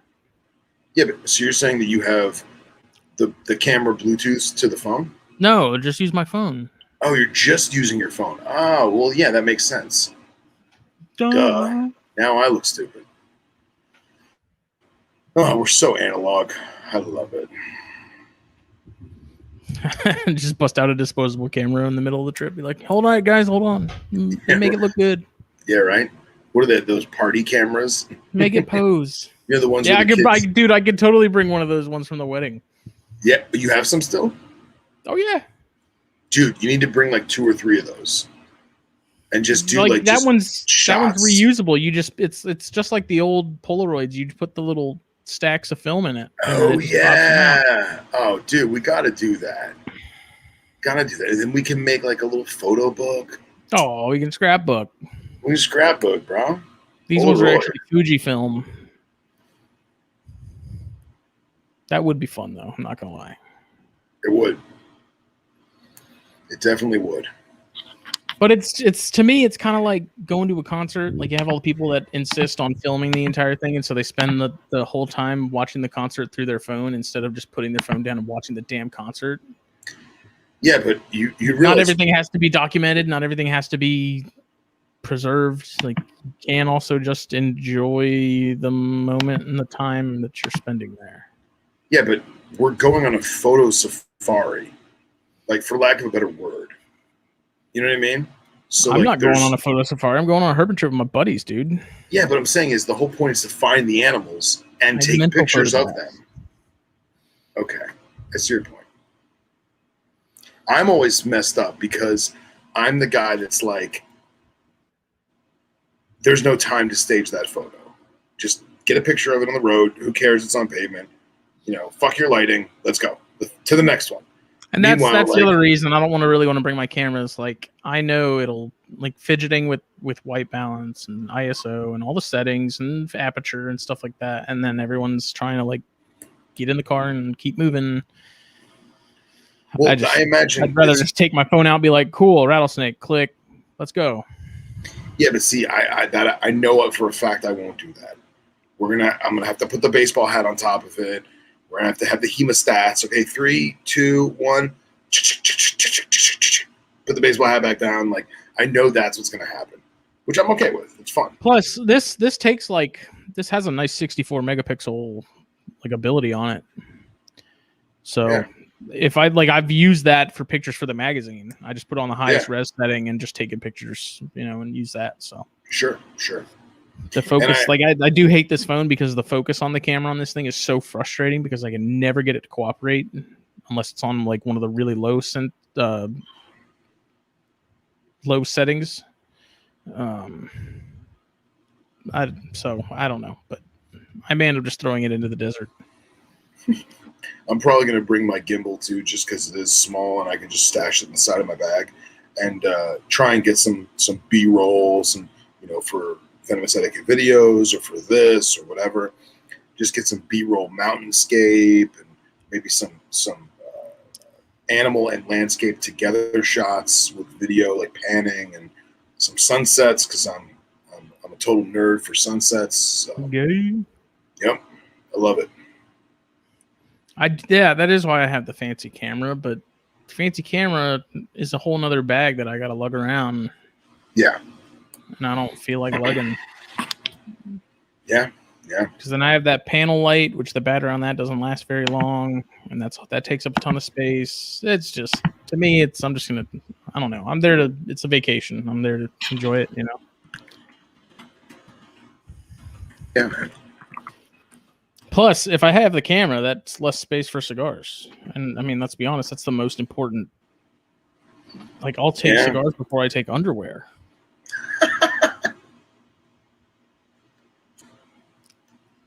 I use manual mode too, Miguel, but like I said, like when you're dealing in the dark like that and having to get everything tuned in and you got a spazzy ass Atrox trying to get away and headlights and bodies, and it's just, to me, it's just not, it's too much trouble. There will be a camera, I'm sure, between the 6 of us. There's going to be a lot of cameras. Naked, smoky, and afraid. There you go. That's exactly what it'll be. Nice.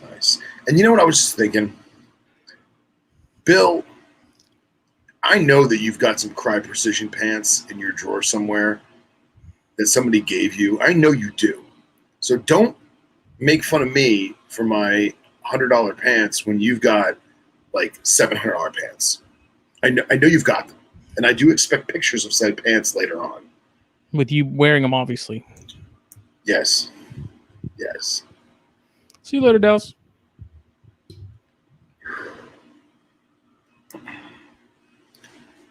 So, what cigars? I don't know what to bring cigar-wise. I don't know what to do with my hands. Dude, it doesn't matter. What are you bringing? Are you bringing some? Yeah, I'm going to bring my little gecko case I have. The one I bring to Daytona. I'm just going to bring a hodgepodge or whatever. I just wasn't sure how many you were going to bring because I was going to bring probably at least a box. Well, I figured this. It's going to be... And I can't bring a torch, so we're going to have to find a torch at a gas station or something while we're out there because you can't take a torch on the planes. Really? Oh, yeah. Dude, TSA will take that shit in a heartbeat. You're kidding. Nope. No torches at all. Wow. All right. You can bring matches. You can bring Bics. Anything windproof or strike anywhere matches, torches? No. Huh. Yeah. Interesting. Let's see. Monday, Tuesday, Wednesday, Thursday, Friday. We're looking at like 5 cigars a day. It's like 6 days. So. Are you serious? No. Oh my God. So I'm probably gonna. The American Airlines website said it just flat out says no to torches. It doesn't say anything about it being checked or carry on. Obviously, carry on's a no go, but so I don't know. I'll probably fill the box with whatever I've got, and realistically, I probably won't smoke the whole box. So let's figure. I'll probably bring 12 or 15 cigars and probably only smoke maybe 6 or 7. What? Yeah. You out of your mind? Dude, it's going to be the fucking desert. It's going to be hot. You know what I mean? I am going to want to feel like Clint Eastwood, so I probably should smoke some cigars. I don't want to come back. I don't want to even come home with any. I want to bring a box and I want them all to be gone, even if it's just me. I want to get freaking nicotine poisoning like it's Daytona. Well then you buy a box and I'll just smoke yours. No, because you'll smoke them all. But yeah, you said you wanted to smoke the whole box. That way you're not going to die of nicotine and I'll get to smoke them for free. Anyways, Mike said, what species are we most looking forward to finding? Obviously, Baird's rats are at the top of the list. For everybody. Sure, I'll say for everybody. Baird's rats, number 1. Subox, number 2. Leps, or, well, let's put Alterna ahead of Leps. Let's be honest. Alterna are cooler. I know you're lying. Baird's, Subox, Alterna, Leps, whatever else we come across. Try Mark on. They have those? Oh, yes. I guess they do. Yes. It would be cool to see a lyre snake too, like 100%. I want a lyre snake. Lyres would be at the very close to the top for me. 100% lyres. Ornate rattler. I got. Did you see my baby cyanea bite? Look, right I don't want you to look. You're making a mockery of something that you protest on the regular. It is, but here's okay. So, Subox and Lepidus. There we go, Middleton. I completely forgot they even had lizards. So yeah, banded geckos are also on the list. Yeah, banded geckos, earless lizards, horn toads, scorpions. I want to find some Diplocentris. Dude, yeah, are we bringing a blacklight? I have 2 blacklight flashlights. Oh, do you? Of course. I figured you had something. I just wasn't sure if you had something Hell compact. yeah. I want to find Diplocentris in the wild. It'd be cool to find some sororities. I want to hold it in my hand. I want to pet it and get a picture, and then I'm going to let it go. And not get stung. So, side note, I was popping the cyanea clutch the other night, and I got bit on the palm, but I did not get, like, bit. It was like a small teeth, but not the big teeth bit. Okay. And I have 3.3 if I did everything correctly. Okay. I wasn't, like when I talked to Chris over in Europe, I was like, how do you sex these things? He's like, oh, dude, I just pop them after their first shed. And I was like, how do you do that without breaking them? They're so small. Mm-hmm. They pop just fine, I guess. Yeah. Dude. I love timber rattlesnakes. Shut the fuck up.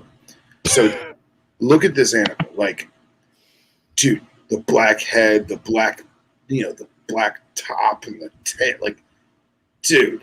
So wait, what are the other, like the yellow blacktails? So that's the same species? No, that's Molossus.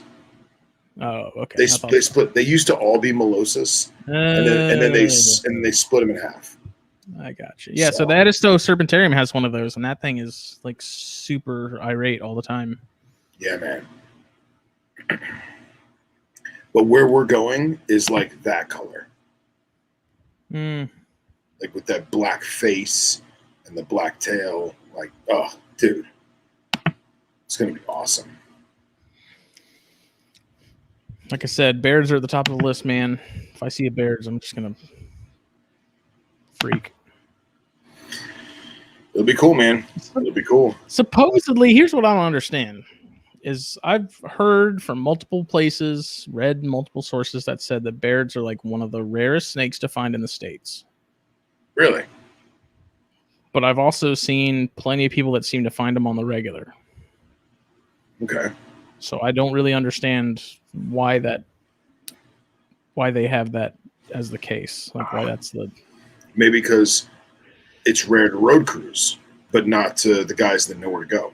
Or the people on iNaturals that just find one in their backyard. Yeah. No. Yeah, it's true. Yeah, Lewis said he's only found one. And he's another guy that's big into subox and stuff too. So yeah. I love my subox, man. I can't. Those things are so damn cool. My female, that female Wild Rose Pass is supposed to shed soon. I'm excited because when she sheds, boy, she's. So they have those H's, right? And they have like this little white dash in each like corner of the H, if that makes any sense. But the white on these is almost blue.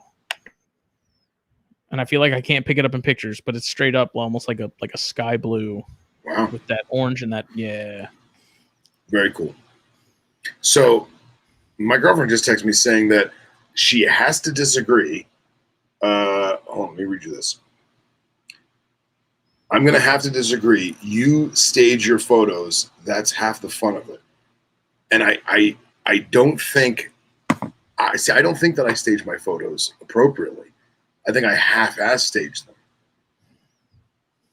Because like me getting behind the snake and like getting it right and just is totally different than like us fucking with the thing for 30 minutes trying to pose it, you know, or like tiring it out so that we can pose it. You know what I mean? I feel like that's staging, which there's nothing wrong with that. Me personally, I'm more like, okay, we've already spent 8 minutes on this animal. We're burning daylight, you know? I don't know. Yeah. I mean, like with some of those species like Atrox and stuff, man, it's like it's almost damn near impossible because you know how they're runners. Yeah, well, I'm going to tire them out. Tire them out, tire them out, tire them out, tire them out, tire them out. Just keep treadmilling them. And once they've finally realized that you're not going to eat them and there's nowhere they can go, then they'll sit still for a second. And that's when you get your picture. Sometimes it might be 3 minutes. Sometimes it might be 20. You know? Second most important question is, do we know if there's going to be a Chili's nearby? Let me just look right now. Hang on. I honestly don't even know where we're going to be. I know we're going into San Antonio and then we're driving from there somewhere. I have no idea. Like, you guys could be taking me out into the desert to kill me and murder me and hide my body. And I wouldn't know it. It would be a hell of an adventure. And then you'll just tell Katie that I got taken up by a UFO. Okay, hold on a second. Use my current location. Let's just do this. Hang on a second. Chili's near me.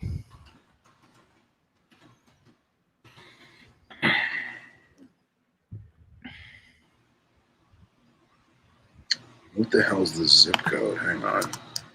Doesn't even have one, probably. Okay, stand by. Standing. Entertain our people.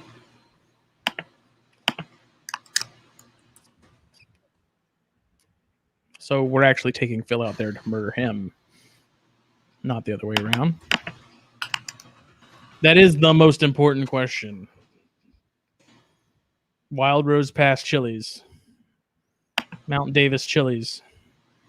Big Bend Chili's. You're finding them right now? I don't know. I'm just naming off localities of some of the snakes. Right, one in Del Rio. It won't let me. All right, let's just go to Google. I'm getting annoyed. Where were you going the first time? I was on Chili's website and it was frustrating me. All right, maps. All right, hold on a second. Zoom out.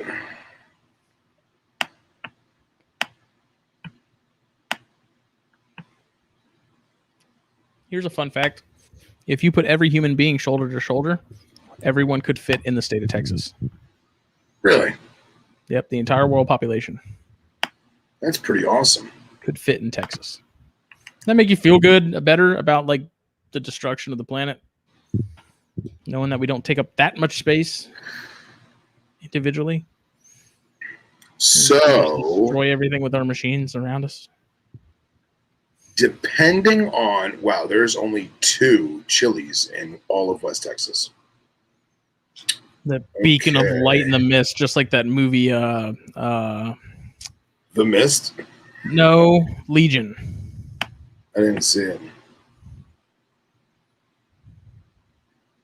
So,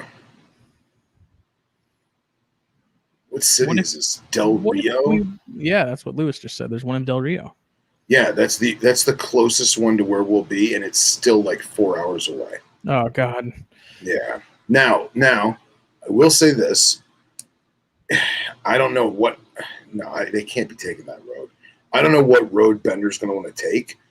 Because he's probably going to take I-10 because it'll be fast. But if we hug the border of the country, we're going to get snatched up by cartel. Then I've seen what they do to people on the internet. Then we can go to Chili's. Jason said we have to stop at a Mexican restaurant or steakhouse. Tex-Mex. I'm trying to find my itinerary and see if there's a map. Hold on. Here's a self-fulfilling prophecy. What if we went to a Chili's and found a Baird's in the parking lot? So I've got chicken crispers in one hand, and I got a Baird's I just found in the other. That would be a monumental occasion. I could die a happy man. Dude, how great would that be? That would be the ultimate photo, right? Like the Chili's street corn in one hand and the Baird's in the other. Me just covered in butter. Jesus Christ. Lewis said it's possible.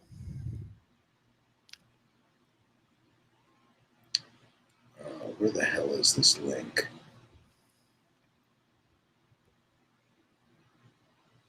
Stone's going to listen to this tomorrow and be like, no, we're not going to fucking Chili's. It's 4 hours in the wrong direction.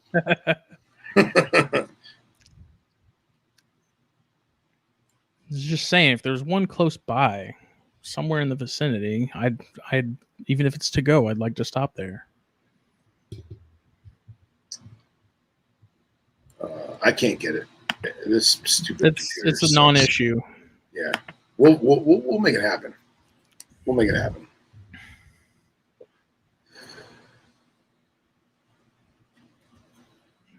I don't think y'all realize how much I love Chili's. No one knows how much he loves Chili's.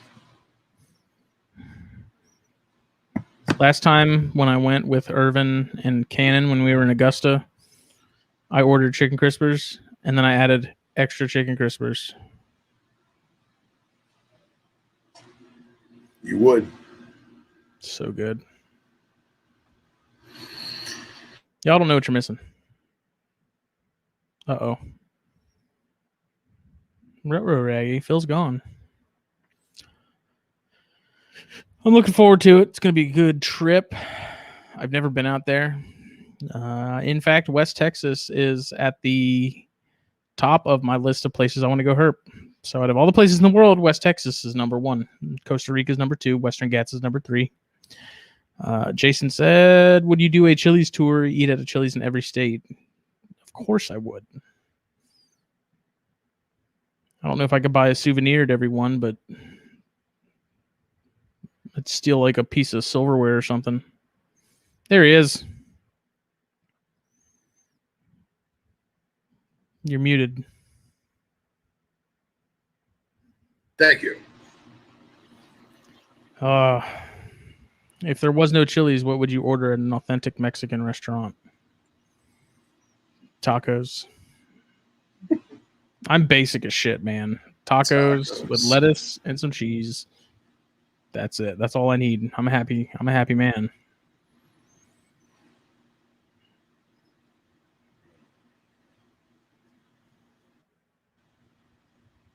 We gotta find some greasy spoon food trucks. Best Mexican food I ever had was from a food truck in a Marriott parking lot in Tulsa, Oklahoma. It was phenomenal. Wasn't even our hotel. It was great. We were just there. We were just there. I feel like for Daytona,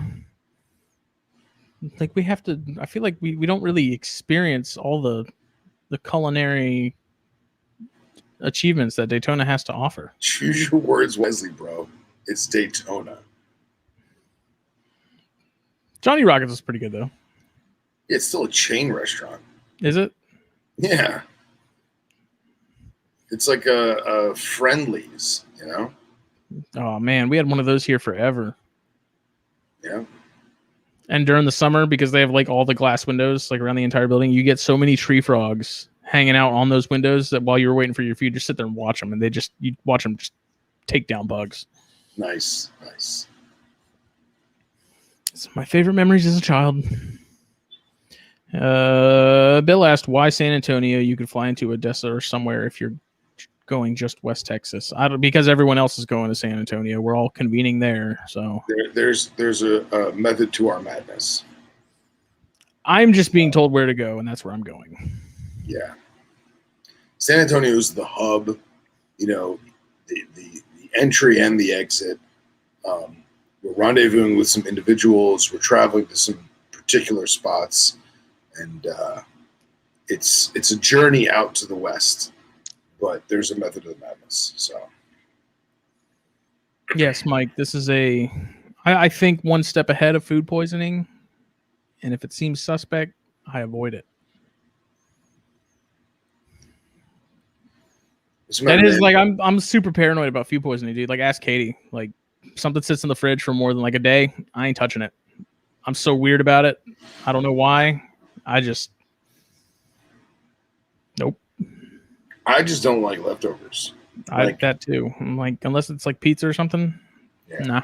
Sorry. Yeah. Yep. Pretty much. Yeah.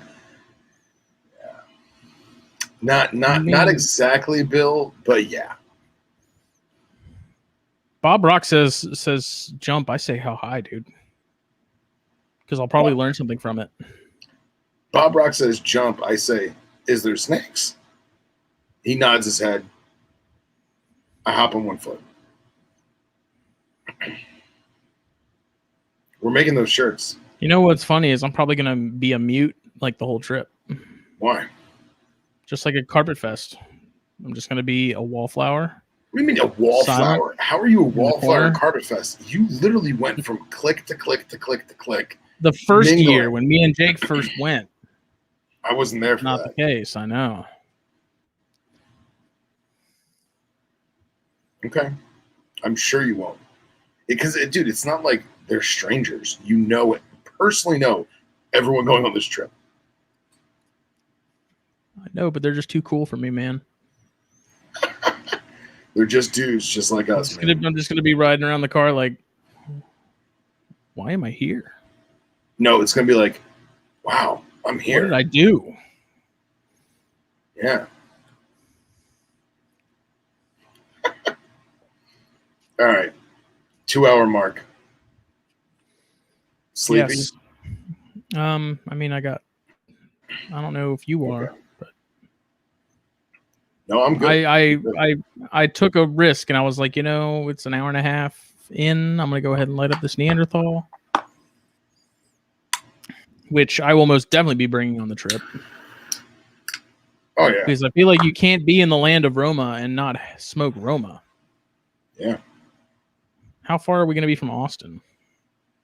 Far. Is it on like the other side of the planet? Yeah. Yeah.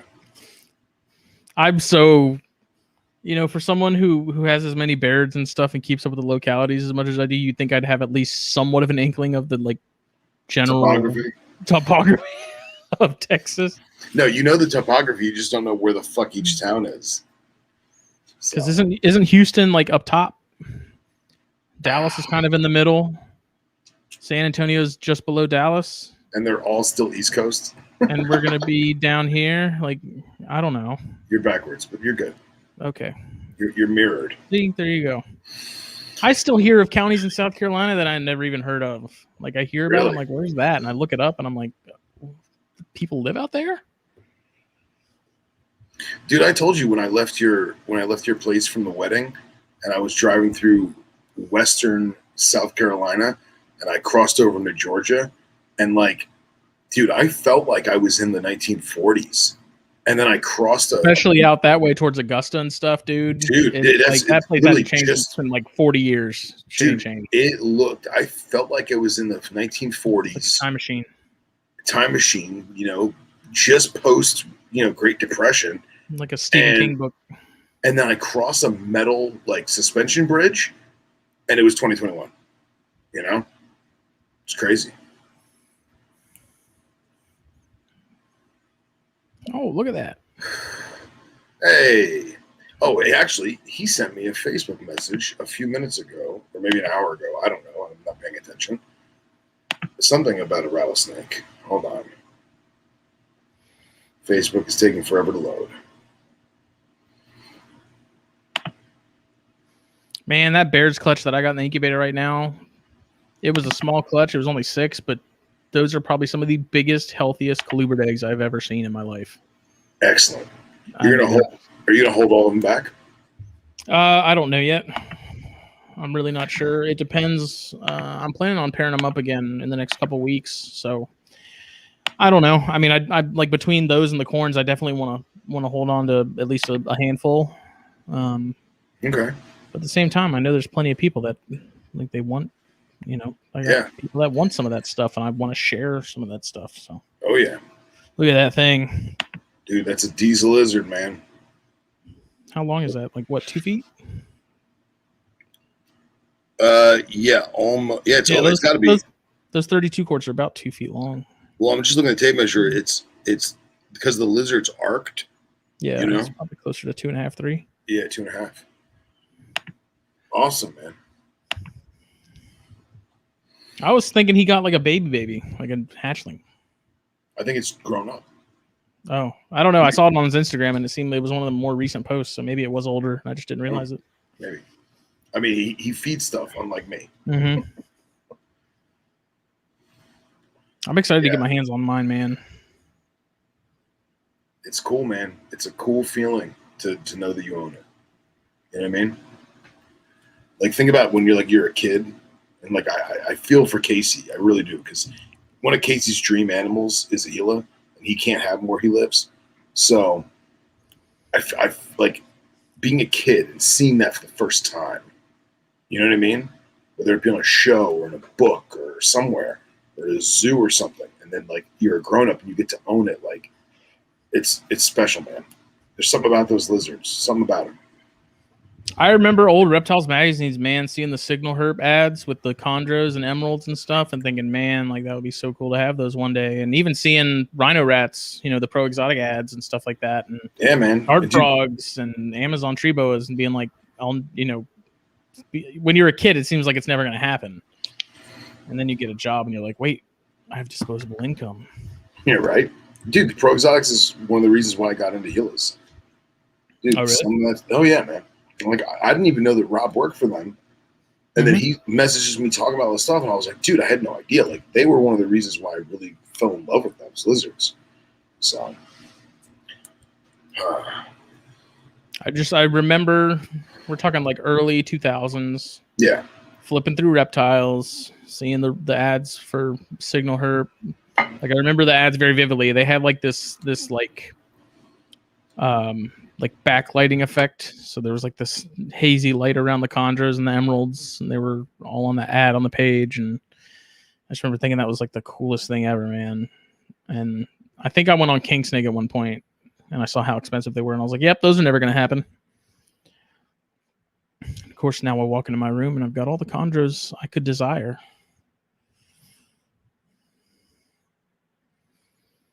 Who knows when I'll breed them again? I remember my first reptile show in Florida. I was like 14 or 15. It was at the Flamingo Hotel in Fort Lauderdale, and there was a guy there. There was no venomous license back then, I don't think.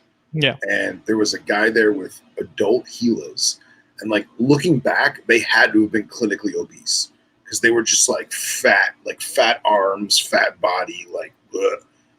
And I remember I asked the guy, I was like, hey man, are those Gila monsters? He's like, yeah, you know about Gila monsters? I said, yeah, I really like them, blah, blah, blah.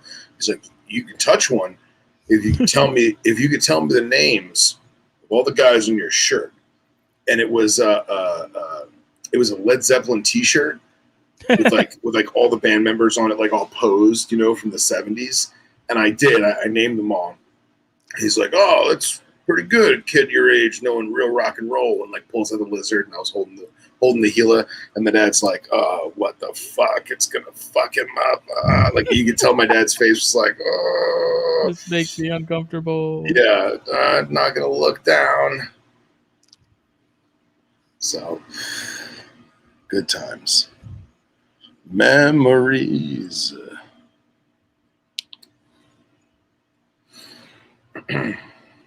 I'm trying to. I think I may have pictures of the first bears I had. I remember I got it off like Craigslist or something, and I really wish I had held on to it. But I feel like that's the case with pretty much everything. So,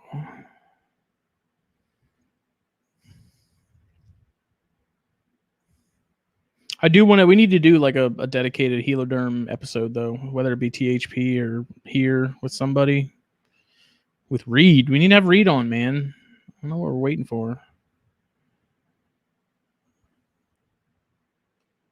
I talking to myself? Oh. You hear me? You hear me? I do now, yeah. Yeah. Sorry. Internet's getting wonky tonight. I don't know. I think there was a Chondrocentric podcast once upon a time. Some there was one. It. I'm telling you, man, just do like a 3 times a year thing, man. Do it. So I'll be honest. When that female died, that's really that's hurt.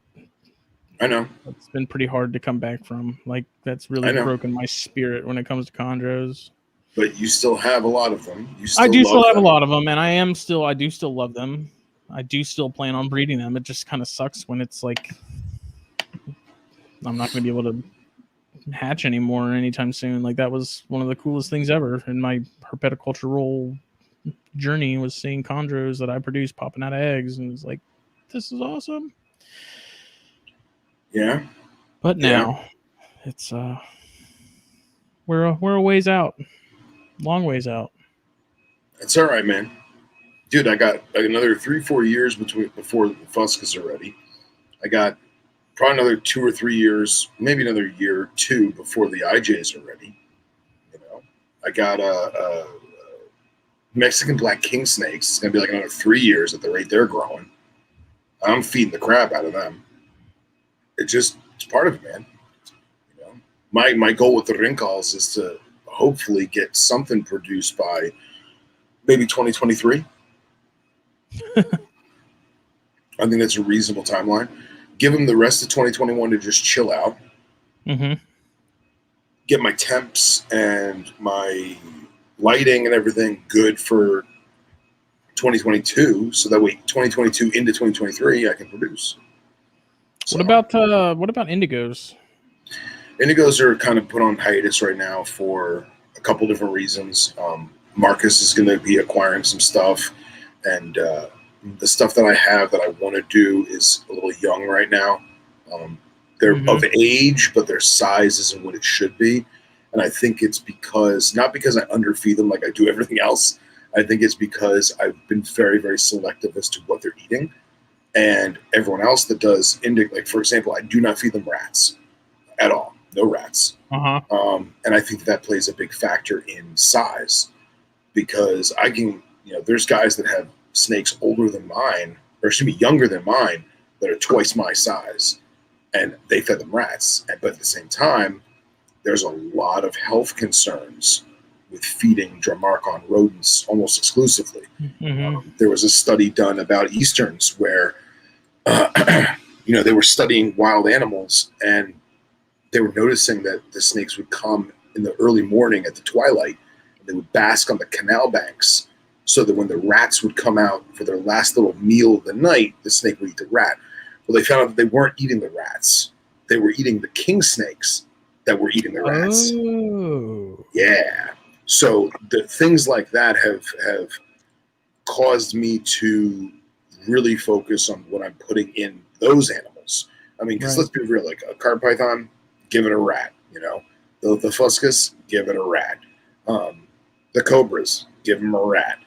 But the Dromarchon, just because they're so high metabolism, high movement, you know, they need acres. And we can't give them that. So I'm very selective as to what I put in them. And I think because of that, they're not the size that they should be for their age. Right. So, but in time. what? You got ghosts? I guess so. That was creepy. You got your bay door open? Not all the way. It's wind gust. Pressure in the room. I don't think I have these pictures anymore. That sucks. What are you looking for? I thought I had old pictures of the first bears I had, but Oh, okay. You've shown them to me. I know you have them. I don't think I really had any pictures of them, honestly, now that I think about it. I don't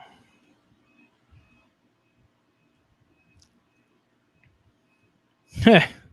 Bill said, "Send me some chondros. I'll helm the podcast for you. Take one for the team." That's good. Yeah, I mean, literally the only reason that ChondroCast just hasn't been a thing really has just been time. You know, it very quickly took a backseat to everything else. But also sort of not being nearly, I mean, I wasn't really super active in the chondro community to begin with, as far as like daily groups and keeping up with the times and the people and stuff. Like, I'm even less out of it now. And I don't know. Having Facebook off my phone the last like 2 weeks has been really nice. Like, you don't realize just how draining that whole app is until you don't have it in front of you constantly. Yeah. Like I was telling Billy that I still have the app. I still have it on my computer and everything, but I never check it. And when I do, it's honestly only to look at the THN page, the Snakes and Stogies page, and some snake ID pages like South Africa, Snakes of South Africa, stuff like that. Other than that, like Tremercerous group, I'll pop in there from time to time. But other than that, man, I don't look at it. I don't scroll on it. I don't post anything. So I think that helps me keep my sanity in that regard, you know. So I love Instagram. Instagram's my home. Yep. So Tis nice.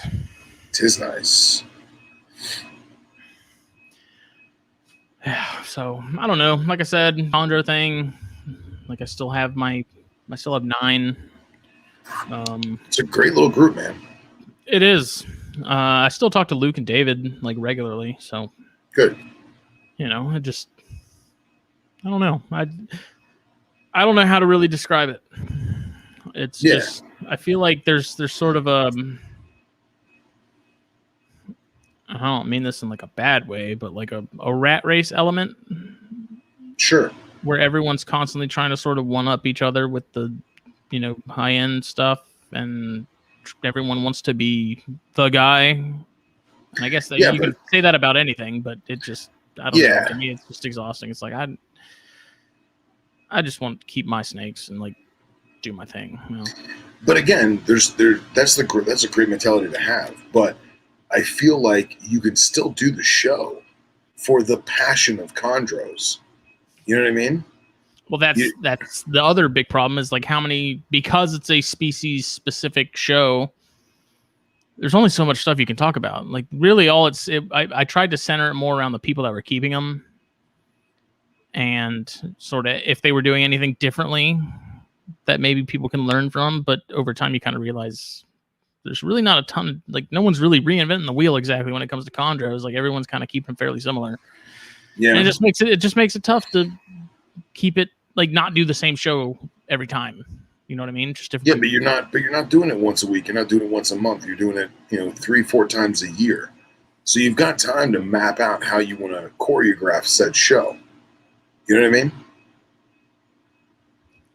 Because me and Luke and David have talked about doing another episode, which it hasn't happened yet. Like, it's been brought up multiple times, and we just haven't made it happen. I haven't made it happen. Not even them. It's been me. So. Yeah. But it is nice to know that people care about it enough to want it to come back. So. Yeah. Yeah. I don't know, man. I think there's a lot of people who want to get into it, who have not heard the stuff that you guys have talked about, or not heard the stuff that you've heard. And I think even if you are reiterating some stuff, it can't hurt. You know what I mean? Yeah. It can't hurt to retell a story. It can't hurt to retell some husbandry facts or some husbandry techniques. And even if you still want to showcase the people, And now back when you did ChondroCast, we didn't have StreamYard then, right? I wasn't using StreamYard, no. It was right, back when I was doing just phone conversations. Right. So now you have StreamYard, which you can get all three of you guys on there. You can show pictures.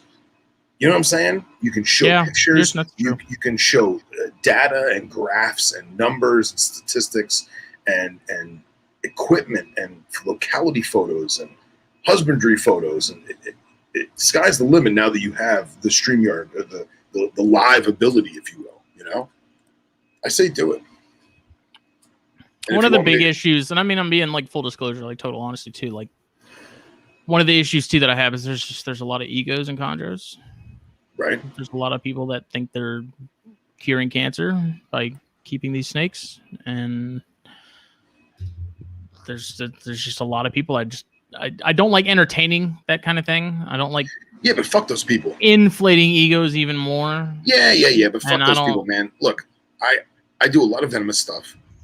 You know exactly what I'm talking about then. I don't talk to those people. I don't really associate with those people. If I do talk to them, it's minutely because of friends or whatever. So I have the people that I talk to on a regular basis. I have the people that I appreciate, that I respect, that I trust. And then there's a million other people that I don't. And to be honest, they don't know me from Adam, and I don't know them from Bob. So like, who cares? I'm not gonna entertain that concept. So I'm gonna still do venomous stuff. And it's frustrating too, because they could be super knowledgeable people in terms of chondros, and they could be in them for a very long time. But it's like, because of just their attitude, I have zero desire to. So don't have them on. I don't know. It's your show. Look, man, I know losing that female was a kick in the nuts, and trust me, me, the animals I've kept. Like, it sucks. I feel like Batman when he got his back broken by Bane. I know, and it makes you. I just had a stroke. It makes you contemplate stopping keeping that species. It does. And you're like, where did I go wrong? I had this success, and then it was taken away. I had this animal that I cared so much for, that I was so passionate for, and just it made my day, made my life. And it was taken away for whatever reason. I understand it was that. The feeling of losing all that steam that I built up already. That was what it was. Like, 100% understand that. There's nothing I could have done for her. Like, by the time that I realized what was going on, it was too late. And yeah, it just sucks, because it was like I had momentum. I was ready to breed him again. I tried to breed him again. Nothing happened. She got egg bound and died. Dude, I'm not trying to toot my own horn, but I don't spend a lot of money on animals because I don't make a lot of money. But I spent a lot of money on those baby rincals, and they slow died. And I learned a lot from that. It didn't stop me. I felt your pain on that one. Dude, that hurt me. Sucked, man. And like, just because I knew how pumped you were about those too. Dude, and I felt bad for my other animals. I did, because I was like, I don't care about those other animals nearly as much as I care about these stupid little worms in these containers. And they both they both wound up dying, and it's all learning experience. But at that point, I was like, you know what, maybe these aren't for me. Maybe I had my window of fun back at 10, 15 years ago.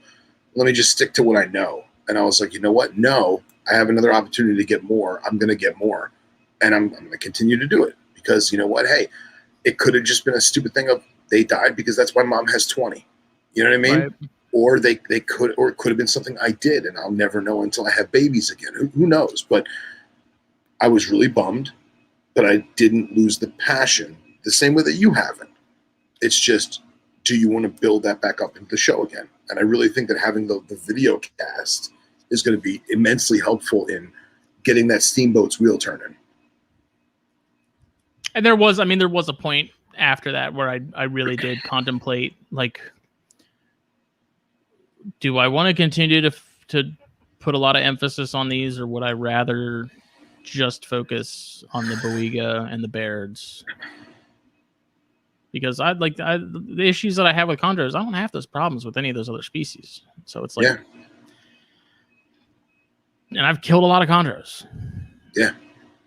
So it's like, you kind of look at the other side of that fence, I guess, where the grass is greener, and you're like, that's a very much more headache-free zone. But at the same time, like, chondros are just so damn cool, man. And like when you're into them, it's just hard to just bail. But is it headache?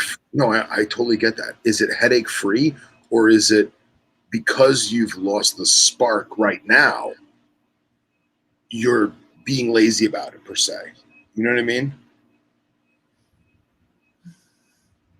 No, like, I think like everyone sort of goes through phases. Like, I'm sure you go through phases where you're like perps all the way, and then it goes into rinks all the way. It's the same thing. Like, sure. It's not that I don't like chondros anymore because I'm focusing more on Bairds and breeding Bairds. It's just one of those things where, like, you have different loves, and it kind of rotates periodically where your focus is slightly more emphasized on that species. And that's, I think everyone goes through that has a collection that is diverse and has multiple groups in it. So yes, it's just like I said, losing that steam was just kind of like, shit, man. I've been working years to get to that point to be able to breed them again, and having that female for as long as I had, and having that male, and like, it's just like, this just sucks. And then knowing that all my other animals that are even close to being adults, they're all males.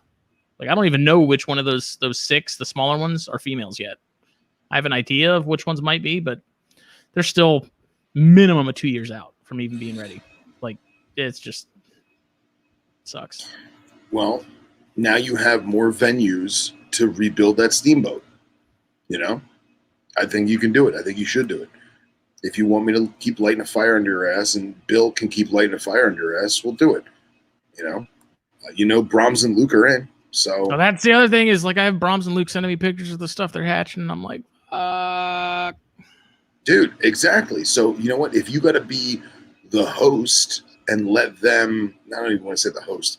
If you got to be the top of the triangle, and they could be the other 2 pieces, and then you just fuel each other, and you Justin Smith, pull it together, go for it, man. Let them talk about their stuff and the stuff that they're doing. Yeah. No, like, I'm super pumped for what they're producing. Like, it's awesome. It just makes me miss it so bad, because seeing those chondro heads coming out of eggs, for the first time for me, it was like, I was almost in tears, dude. It was like, this is like, I freaking did it. Like, that was something I'd been working for at least 2 years at the time.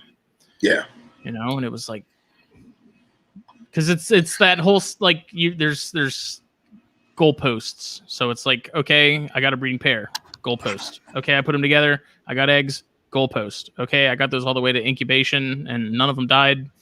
They're goalpost. I had 3 hatch out of a clutch of 9, goalpost. Like, there's always that next step where, like, it's like Mortal Kombat when you're climbing up that brick ladder, and you're like, how bad is this next one going to be? Yeah, it's a great analogy. Video games is a great analogy. Like, you have your checkpoints, your save points, right? You beat that boss, you beat that level, you get a save point. You go to the next one, you get a save point. You get the next point, save point. All of a sudden, your Xbox dies, and your saved file is erased, and you got to go back to the beginning. Do you say, fuck this, and throw the controller on the ground? Or do you say, wow, that sucks. Well, let's do it again. Let's do it again. So you got to pick the controller back up, dust off the fucking Cheeto dust, and keep going. It's forgetting Sarah Marshall when he's out there surfing. He's like, Yeah. if you get attacked by a shark, are you going to give up on surfing? He's like, yeah, probably. I was gonna go that extreme, but shit, you know. It's the chondros, simply put, are an emotional roller coaster. They are very good at making you feel like a complete rookie. They are very good. Like there's peaks and valleys with those things. Like there's super high highs and there's probably the lowest lows you can get in herpetoculture with those as far as breeding and keeping them and stuff. Yeah, I mean, Mike said chondros have slammed me to the ground a couple times already, and I haven't even gotten to the breeding goal post. And that's I get it. That's just I still have them. I'm not planning on getting rid of them or getting out of them, but it's just like now the long wait because I really don't have a desire to buy an adult female if I could even find an adult female to begin with, which that's hard. I don't really want to do loan, even though I have some males where I could totally send them out to people and be like, use them because I ain't going to be anytime soon. So. Yeah. Bill said herpetoculture is an industry and hobby niche. You're welcome, Nipper. That has a functional, social, and social media facet involving influencers, but the literal sense, not the IG sense. Yeah. He says NPR is a sphere of influence, as is THN. Same with the pet tubers and then the BB crowd, spheres of influence. It's true. Very true. It's just Russian egg dolls. Is that what those are called? Yeah. You open one up, there's another one inside of it, so on and so forth. We're getting philosophical in here. I.e., end of the month, Chondrocast. I'm going to talk to Luke and David about it. I'm going to talk to Luke and David and be like, yo, get your boy on track.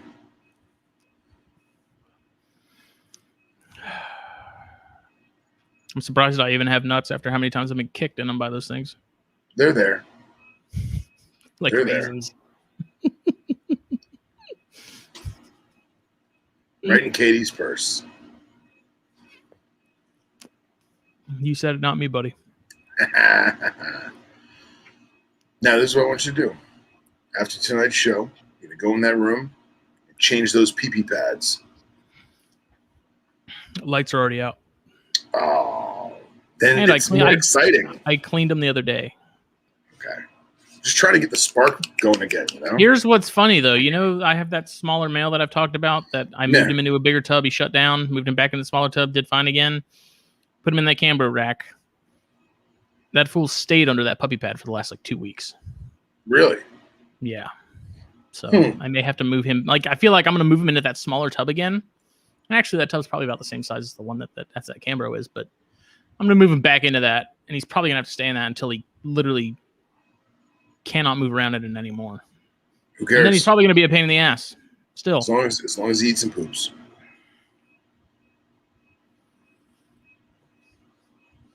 So. Yeah. Mike started breeding dubia. Nice. I'm allergic. That shit sucks. Throat closed up and everything. That's crazy. It was terrifying. Oof. Took some Benadryl and just laid in a recliner gasping for air. All's well that ends well. Stick to crickets. Well, I'm done with this Neanderthal, so we're at 2:30. This was episode 75 of Snakes and Stogies, brought to you by Puget Sound Pythons. There you go. We will see y'all Thursday. Well, you won't see us, but you'll hear us. Yes. And then you can keep an eye out for a Chondrocast episode. Yes. I'll figure out how to make one happen. Good. Make sure I have a box of Kleenex with me to dry my tears. It'll be worth it. Everyone have a good night. Bye. Later.